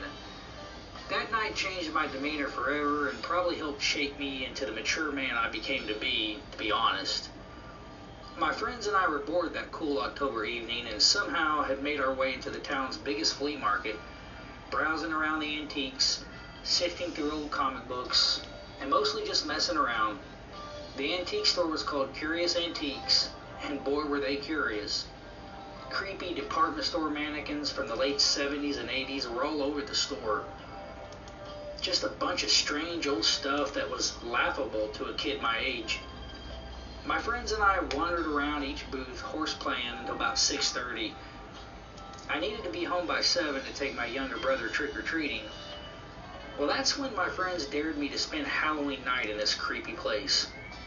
Being a cocky teenager, I said yes because there was money involved, and I had plans of going out the back exit an hour after the owners left.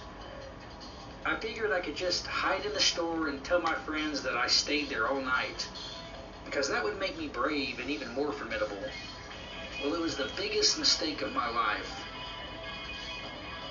Me and my best friend shook hands on a $20 bet as they began to leave the store. They giggled and laughed, covered their mouths, and I watched from the back, hidden behind a wall of cardboard that separated one booth from another. I hoped the owners wouldn't realize I was missing. Well, when the lights went out, I got my wish. Nobody came back to look for me. I sat quietly between two old refrigerators the owners used in the back. I waited about 5 minutes and then got up. I opened a fridge and snatched a Dr. Pepper. I closed the door only to realize I was drinking in pitch blackness. That's when the first sensation of fear shot through me. It was a foreign feeling because I had never really been scared of anything or anybody, especially not the dark. But this wasn't my room, and this dark was the darkest black I had ever imagined, if that makes any sense. And this place was the most silent place I had ever been in. It was creepy. I trembled as I took another sip. I thought about possibly going out the front door, but I knew that would signal an alarm. Where was the back door? I thought. I finished the drink, but was still frozen in place. It took all of my childhood defiance to just take a few steps forward. I remembered my keychain in my pocket had a small flashlight on it. I turned it on as it barely illuminated the aisles in front of me. This building was huge looking back on it. To this day, it's easily the biggest flea market I had ever stepped into. A kid could have easily gotten lost in that place, which is exactly what I did. I suddenly wondered what I was supposed to do here all night and instantly regretted this decision. I tried to walk down an aisle, but it was really dark. I shined my light on a small booth. It lit up some old dolls that looked like they were 50 years old or something. But it wasn't really the dolls that creeped me out, it was more the mannequins. Obviously, the owner of the antique store had some type of infatuation with them because there was one nearly in every booth, almost like a guard, protecting these dusty old collectibles. I shined my light on the shoes of a mannequin wearing a 1940s-style gangster hat. I slowly lifted my arm, the light going up the mannequin's chest. I opened my mouth wide as this dim light glazed over its white face and body. It stiffly held out a knife in its right hand, and its left a cigar. Who keeps stuff like that in these kind of places? I couldn't fathom it. My heart thumped. I backed up and I nearly tripped over something. My breathing intensified. Had my friends placed the knife in its hand? There's no way they could have been that thoughtful. All I know is I wanted out of this place, and I wanted out now.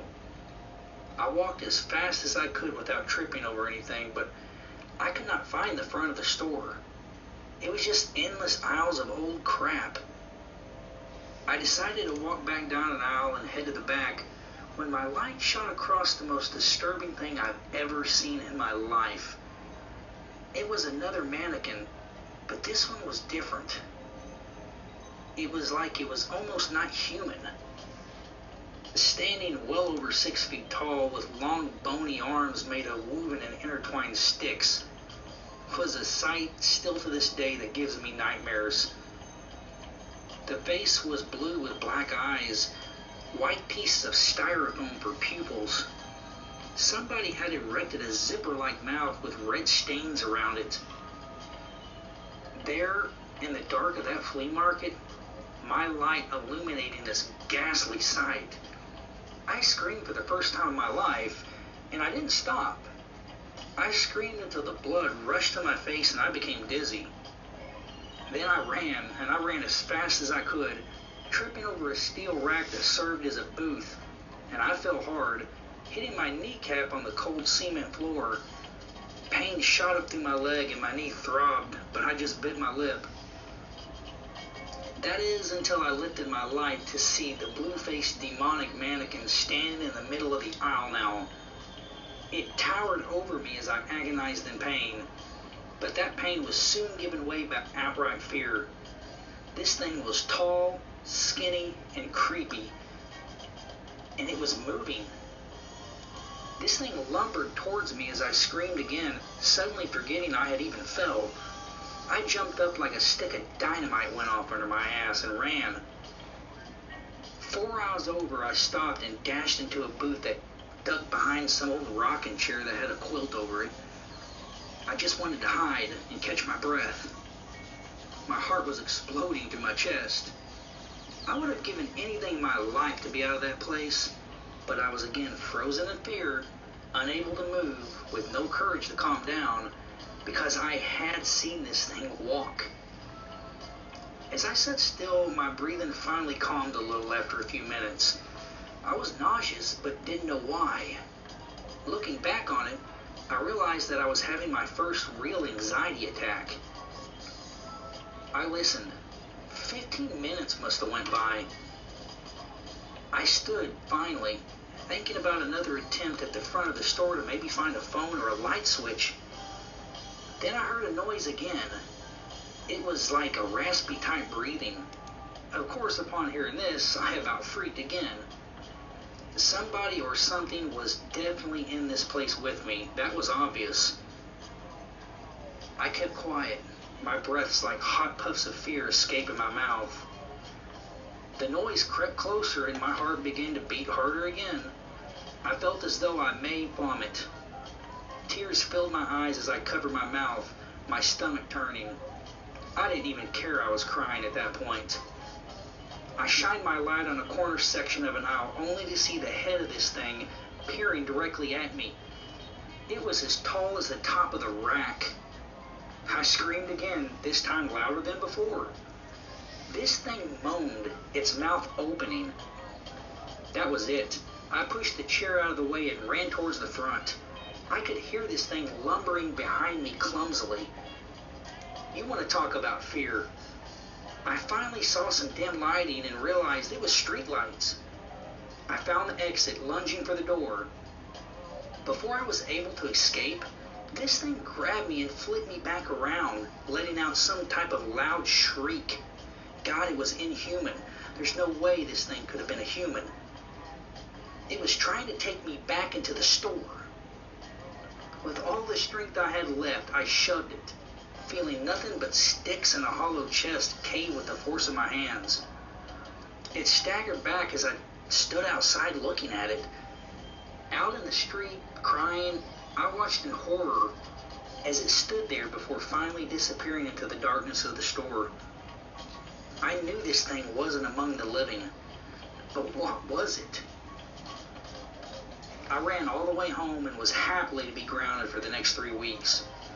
The next day, my parents went to the flea market and apologized to the owners, paying any damage I might have racked up. They didn't mention the mannequin because they hadn't believed me. I'm 30 years old now. 5 years after the incident when I was 19, I had finally gotten enough courage to go back to the store to face my fears. Sure enough, that mannequin-looking monster was still stationed at the same booth with no price tag. It had not been a person, and I had knew that. Needless to say, I have not been back to a flea market since.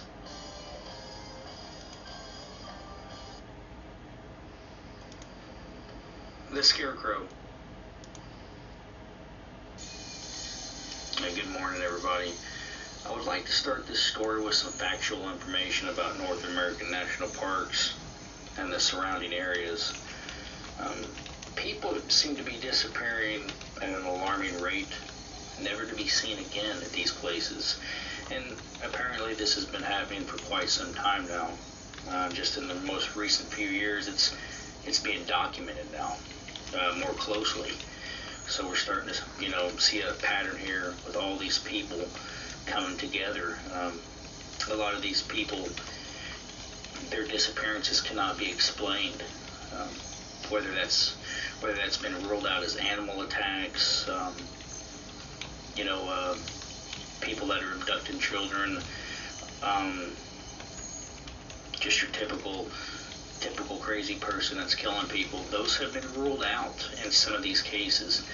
I believe up to 40 or 50% of these cases, investigators have ruled those kind of murders and disappearances out. I should say disappearances because these people's bodies have not been found, and they're all disappearing from these national parks. So the theories range from some type of predatory, unseen presence to possible UFO and alien abductions. It's pretty crazy, but I just kind of wanted to throw that out there. Nobody really knows what's snatching these people up, but if you do some research, you can actually find that this is on the web about these disappearances. So just keep that in your thoughts when you're listening to this story, and I hope you like it. So without further ado, let's get on to the story.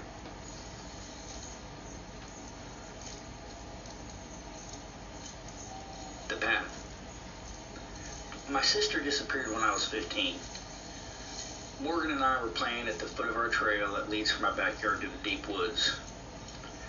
It's actually more of a path because it's small and narrow. I left her shortly to walk in the house to get a glass of lemonade.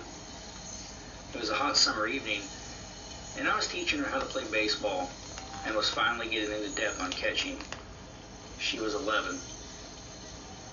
I never thought that she would be kidnapped from our own backyard when we lived 5 miles from the nearest home. There had been no reports of suspicious vehicles near our back roads. Nothing that anybody had seen, that is. Any vehicle that is not familiar from around here pretty much sticks out like a sore thumb. People are nosy around here, and there's a lot of front porch setting going on, if you know what I mean.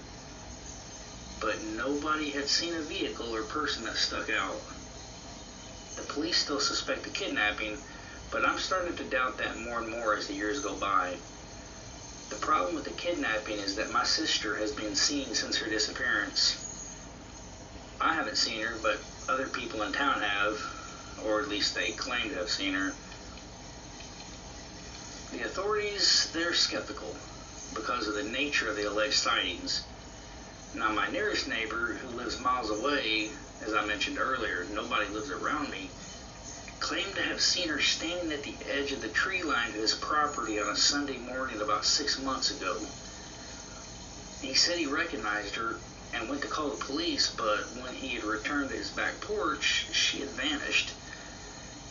Of course, this account was pretty chilling to the whole town, especially my family. There had been an immediate search of the woods, of course, and my parents' hopes had gotten up, only to be let down when all search attempts had failed. There have been other sightings, but nothing has panned out to anything that would suggest that my sister is still alive. I'm 17 now, and it's been 2 years. My parents still have not accepted it, and neither have I. The town itself has not quite been the same. I mean, little crime has ever happened here. Mostly just petty crime here and there. Everybody locks their doors now and watches their kids a lot closer. But I don't think any of the precautions are going to help. I'm not entirely sure that a person kidnapped my sister. I've only told this theory I have to one person, that being my best friend, and he listened to me. He says it sounds legit, even as crazy as it is. See, I think my sister is still alive, but just not of this earth, or at least on this field of life. I think something awful has pulled her into another dimension and is holding her there. I'm not sure if this entity is evil or if it's just like an alien origin. The reason I think this is because I have went out on our path many times since her disappearance and heard her voice. I've heard her pleading and begging, calling my name, screaming, but there's no sign of her. I've traveled the path for miles that goes down deep into the woods. The more I walk it, the more I can hear her voice. Even my parents have heard her. The first time my mother heard her voice on the trail, she spent the night out there with a flashlight hoping to find her. My father couldn't even convince her to come home that night. You'll never know how cruel it is to be able to hear your missing loved one's voice, but not be able to detect her. The police have no answers, and canine units have had no luck picking up a scent. I've even had her answer me when I call out. Mostly she can hear me at night. She always sounds like she is in distress and her voice is mostly faint, but I know it's her. Here lately, I've been sneaking out of my house late into the morning hours to see if I can somehow snatch her up from this invisible force. There's nothing more that I would like than to bring my sister home and wake up my parents to shock them and me be a hero. But I've failed so far. But that's my sister, my best friend, and I've already vowed to bring her back or die trying. So that's where I'm at tonight, sitting on my back porch, waiting. Shortly, I'll set off with my backpack into the forest in search of my missing sister. 11 p.m. that night. The night held a half moon in its glimmering blue-black sky. It was July and chilly here in North Carolina. As I quietly walked out the back door of our home, my mom caught me and grabbed my arm. "Michael, you have to stop this. I've lost one of my children. I can't afford to lose another." I looked at her as tears bubbled up in her eyes. She finally let go of my hand. "You haven't lost anybody. She's out there somewhere, Mom. You know it and I know it. I have to find her," I shot back. She looked at me with pleading eyes, but she knew I was too old, and I was going to do what I was going to do.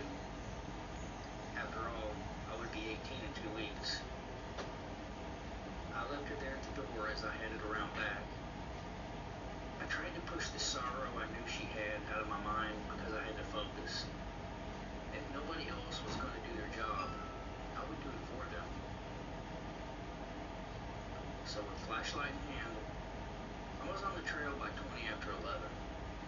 Crickets and insects were loud tonight. I could barely hear my footsteps on the path. An owl sounded off in the distance, and I could hear myself walk, though barely. And I couldn't believe how cold it was tonight. Maybe not necessarily cold, but still chilly for this time of year, even for here. About 30 minutes had passed. I was getting thirsty, so I finally stopped. I put my backpack down, got a drink of water from the bottle I packed. If you've ever been on a back road that has dense woods on each side of it at night, you know what this is like. It's pitch dark. You cannot see an inch in front of you. I turned on my flashlight just to see how dark it was and then turned it off again. I could not see anything but blackness. I would not be able to navigate without it. Not even a foot in any direction without being a guessing game. Suddenly the wind picked up out of nowhere. Now this chilled me even more. There was no storm on the horizon, so this was weird.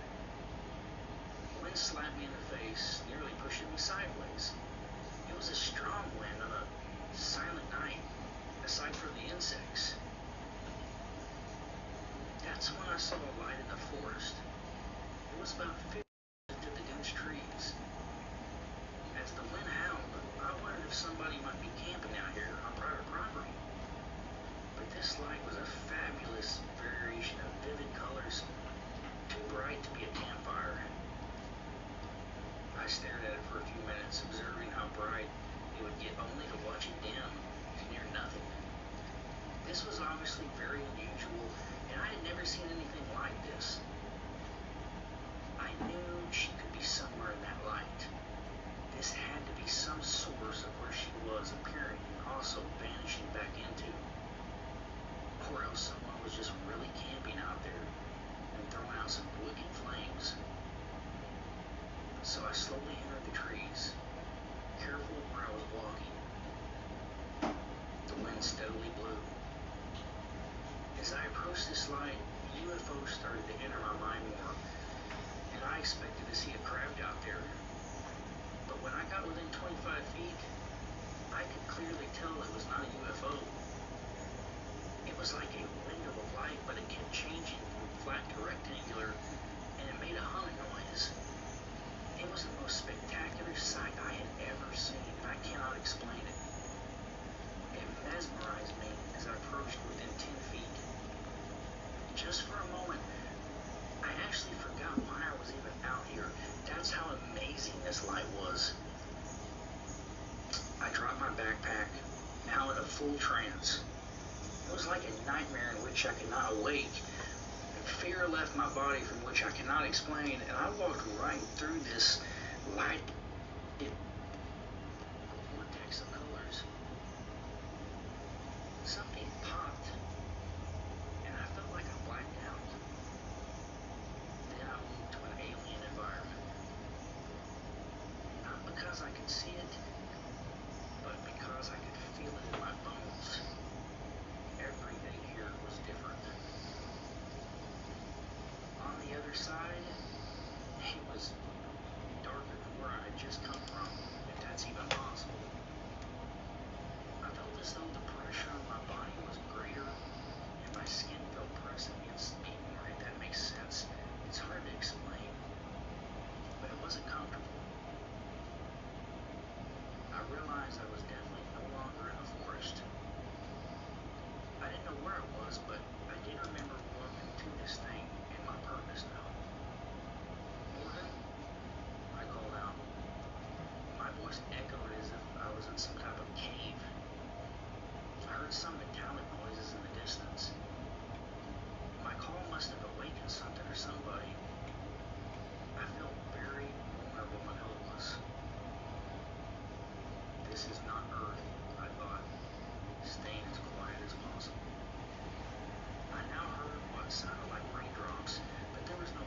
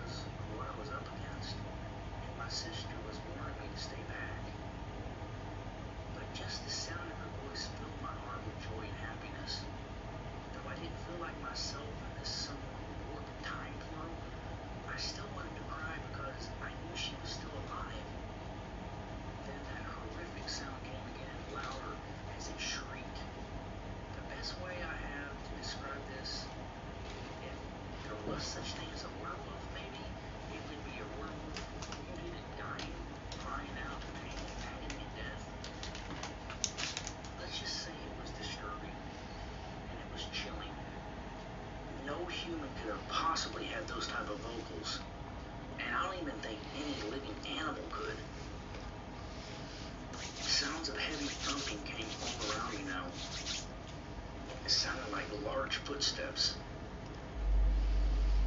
"Michael," Morgan's voice cried, "go back. They're coming." "I won't go back without you," I demanded into the dark abyss in front of me. I felt like I was standing on a small cliff with a drop-off in front of me, but I wasn't sure. "Do it for me," she said. "You can't get me. They'll kill you." As these screams came closer and the footsteps closed in, I knew I had only one chance. Since I had not moved, I could only try stepping back in the direction I had came, which was 1 foot behind me. "I'm coming back for you," I yelled angrily, "and next time I'm taking you with me." I didn't give her a chance to answer. I stepped backwards, and the next thing I know, I landed on my back. The wind was knocked out of me. I sat up and coughed. I was back in the forest and directly on top of my backpack. As I stood, the portal in which I had just been shot out of opened again, illuminating a vivid array of lights. Only now I could hear those god-awful screams. I was scared, mad, and excited all at once, but mostly scared. I had no choice but to run. With tears running down my face, I screamed with defiance into the light, "I'm coming back, and when I do, I'm taking my sister home." As I got back to the path, I looked back out of breath, gasping for air. I saw a tall humanoid shape appear from that window of light. It too was lit up. A scream came again, and I ran as far as I could before stopping and nearly vomiting from overdoing it. I felt like I had just run a mile in 6 minutes. If that thing was going to catch me, it would be able to do it right now, because I could not move an inch. But it didn't. The thing never came for me. I made it home that night, but somehow I had lost 3 hours. When I got home, it was nearly 5 a.m., and I had not been gone that long. I was way out of my league on this, but I decided to keep it all to myself because I was going back, and this time I was willing to risk my life to bring my sister home. It was going to be do or die.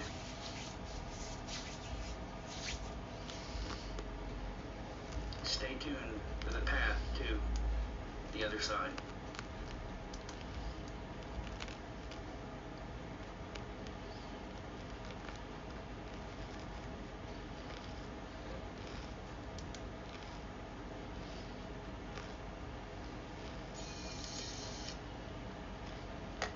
Secret Room, a haunted library production. Before allowing me to rent the room that he had posted in the paper, Mr. Mason wanted to interview me by phone. I had answered the ad only 2 hours after the paper had posted it. I guess I had gotten lucky that day, because I normally don't pick up the morning paper, but I desperately needed a place to stay, so I was trying any outlet I could. This was long before Google and Facebook. The interview had been short. He just needed to know that I had a job and a reliable means of transportation. The room was going to be $300 a month, and I would buy my own food. For the size of this house, it wasn't a bad deal. For starters, the home was breathtaking. It was a 1970s 2-level Victorian home that had been well maintained. There was a maid that came to clean the home 3 days a week, and sometimes she would do dishes and some laundry here and there. Regardless of her cleaning, the home stayed spotless with just Mr. Mason living there anyways. After 20 minutes on the phone, I had learned everything that would be expected of me should I accept the room, and we hung up and I had agreed to move in the following Friday. Being a 21-year-old male, I really needed this for college, as the home was close to campus in downtown Denville, Arkansas. Mr. Mason was not hard up for money. I came to realize he was just lonely. That was evident the first day I moved in. He is a 72-year-old retired Air Force pilot who was married once, and that marriage lasted 20 years. His wife, who had died in the home in the 80s, was the love of his life. They had one daughter who unfortunately had passed away at the age of 10 from complications of the flu. Her name had been Aria, spelled A-R-I-A. I knew all of this because he had told me as I unpacked. I had initially thought it was odd of him to be revealing so much personal information about his life to me this quick, but as his story and past sunk in, I began to feel sorry for the old man. By Saturday afternoon, I knew half of his life history. When he wasn't talking to me about the Korean War or his time being a fighter pilot, he would take me on a tour of the home, showing me just how pristine it was. The house was a whopping 4,000 square foot, with 3 bedrooms upstairs and 2 bedrooms downstairs. Everything about the house was immaculate, from the wood finishes to the upgraded marble countertops to the expensive wood flooring that had been put in just a few years back. But my favorite part of the house wasn't the formal dining room or the library room. It was my room, upstairs. Turns out I had gotten lucky. Mr. Mason had given me the biggest room upstairs, which was nearly the size of any modern-day master bedroom. There was a queen-size bed with a $3,000 brand-new Tempur-Pedic mattress, a large electric fireplace set in the corner of the room, and a huge dresser drawer, the kind that was built solid back in those days. I decided to put my 32-inch TV, which back in those days were still heavy, on that dresser drawer. Everything was a perfect fit for the room, and I loved it. The room was very spacious. The room was everything I could have imagined for $300 a month. The room's window looked down in the garden to the backyard, and from there I could see the next-door neighbor outside tending to her backyard on occasion. She was around the same age as Mr. Mason. Well, the following week came, and I had completely moved in just under 4 hours. The biggest pain in the ass had been getting some of my bigger belongings upstairs without banging it on the stairwell and wall. One agreement had been very clear: not to destroy anything in the house and to clean up after myself in the kitchen and in the bathrooms. Well, that first night, I went to bed around 10 p.m. I was exhausted, but I woke around 2 a.m. to the sound of footsteps in the hallway outside my room. The whole upstairs was carpeted with expensive plush carpeting, so the footsteps were pretty loud to wake me. I sat up in bed, wondering why Mr. Mason would be up here at these hours. I finally got up out of bed to check it out. I opened my bedroom door, which I had locked. Looking out of the room, there is a hallway with 1 bedroom on each side, mine being the center room at the end of that hallway once you ascend the stairs. Well, the hallway was empty. A nightlight on the outlet gave off a golden yellow hue, throwing just enough light to illuminate the small hallway. I went back to sleep, unable to shake the feeling that somebody had been in that hall. I knew what I had heard. Well, the next day on my way to class, I caught Mr. Mason on the front porch. I questioned him about the heavy footfalls. He just smirked and told me that the house was old, and I was going to hear those kind of noises. When I questioned him about the other 2 rooms, he said the room to the right as you come up the steps, which to me would be the room on the left if I were looking at it from my room, was the secret room, and nobody had been in that room for more than 15 years. The room to the right was just another guest room. I asked him why the room was called the secret room. He lit up a cigarette and cackled, showing his teeth that were obviously stained from years of coffee, nicotine, and tar. Before walking back in the house, he muttered, "The room has many secrets, young man." Well, needless to say, my mind was on the secret room all day. I stared out of the windows of most of my classes, my mind far from class. The sun was vivid, and spring was in full swing. In the class, a professor was speaking about a higher consciousness. Outside, the trees on the campus lawn were swaying in the breeze. My eyes and ears were attuned just enough to see and hear all of this, but I couldn't stop thinking about those 3 upstairs bedrooms. I kept wondering what could have actually been in that hallway. Had it been Mr. Mason? And if so, it would be pretty weird that he would be upstairs at all in those types of early morning hours. I mean, it was his house, however, and it wasn't like I had rented out the whole upstairs to myself. Or had it been entirely something else, walking through that hallway as I slept? That night, I waited up until 11:30 to see if I could hear anything. The night had been uneventful. I fell asleep just before midnight. Again, though, I woke a little after 2 a.m. to the sound of footsteps in the hall. I went from a deep sleep to a stiff, wide-eyed, frozen state, staring at my ceiling in the darkness. So I waited and tensed up. The footfalls would fade, then they'd grow louder. It was like whoever was walking was starting at my door and walking back to the stairwell, then coming back to my door as the sound faded out and grew closer again.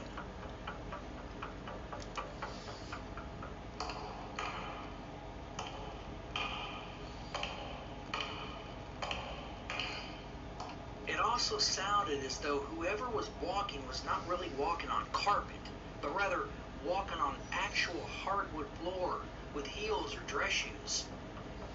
I assumed this carpet had been installed and had not come with the house, so this would make sense if this was some type of restless spirit. I couldn't just lay there anymore. I got up quietly and went to the door where I stood and listened. The hairs on my neck tingled as the footsteps came down the hall and stopped right on the side of the door.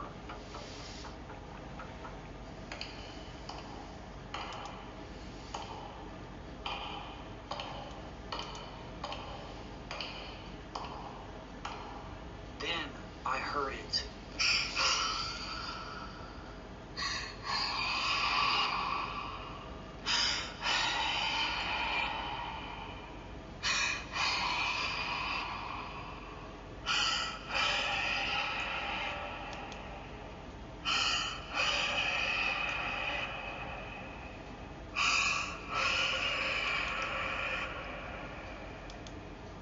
My doorknob twisted.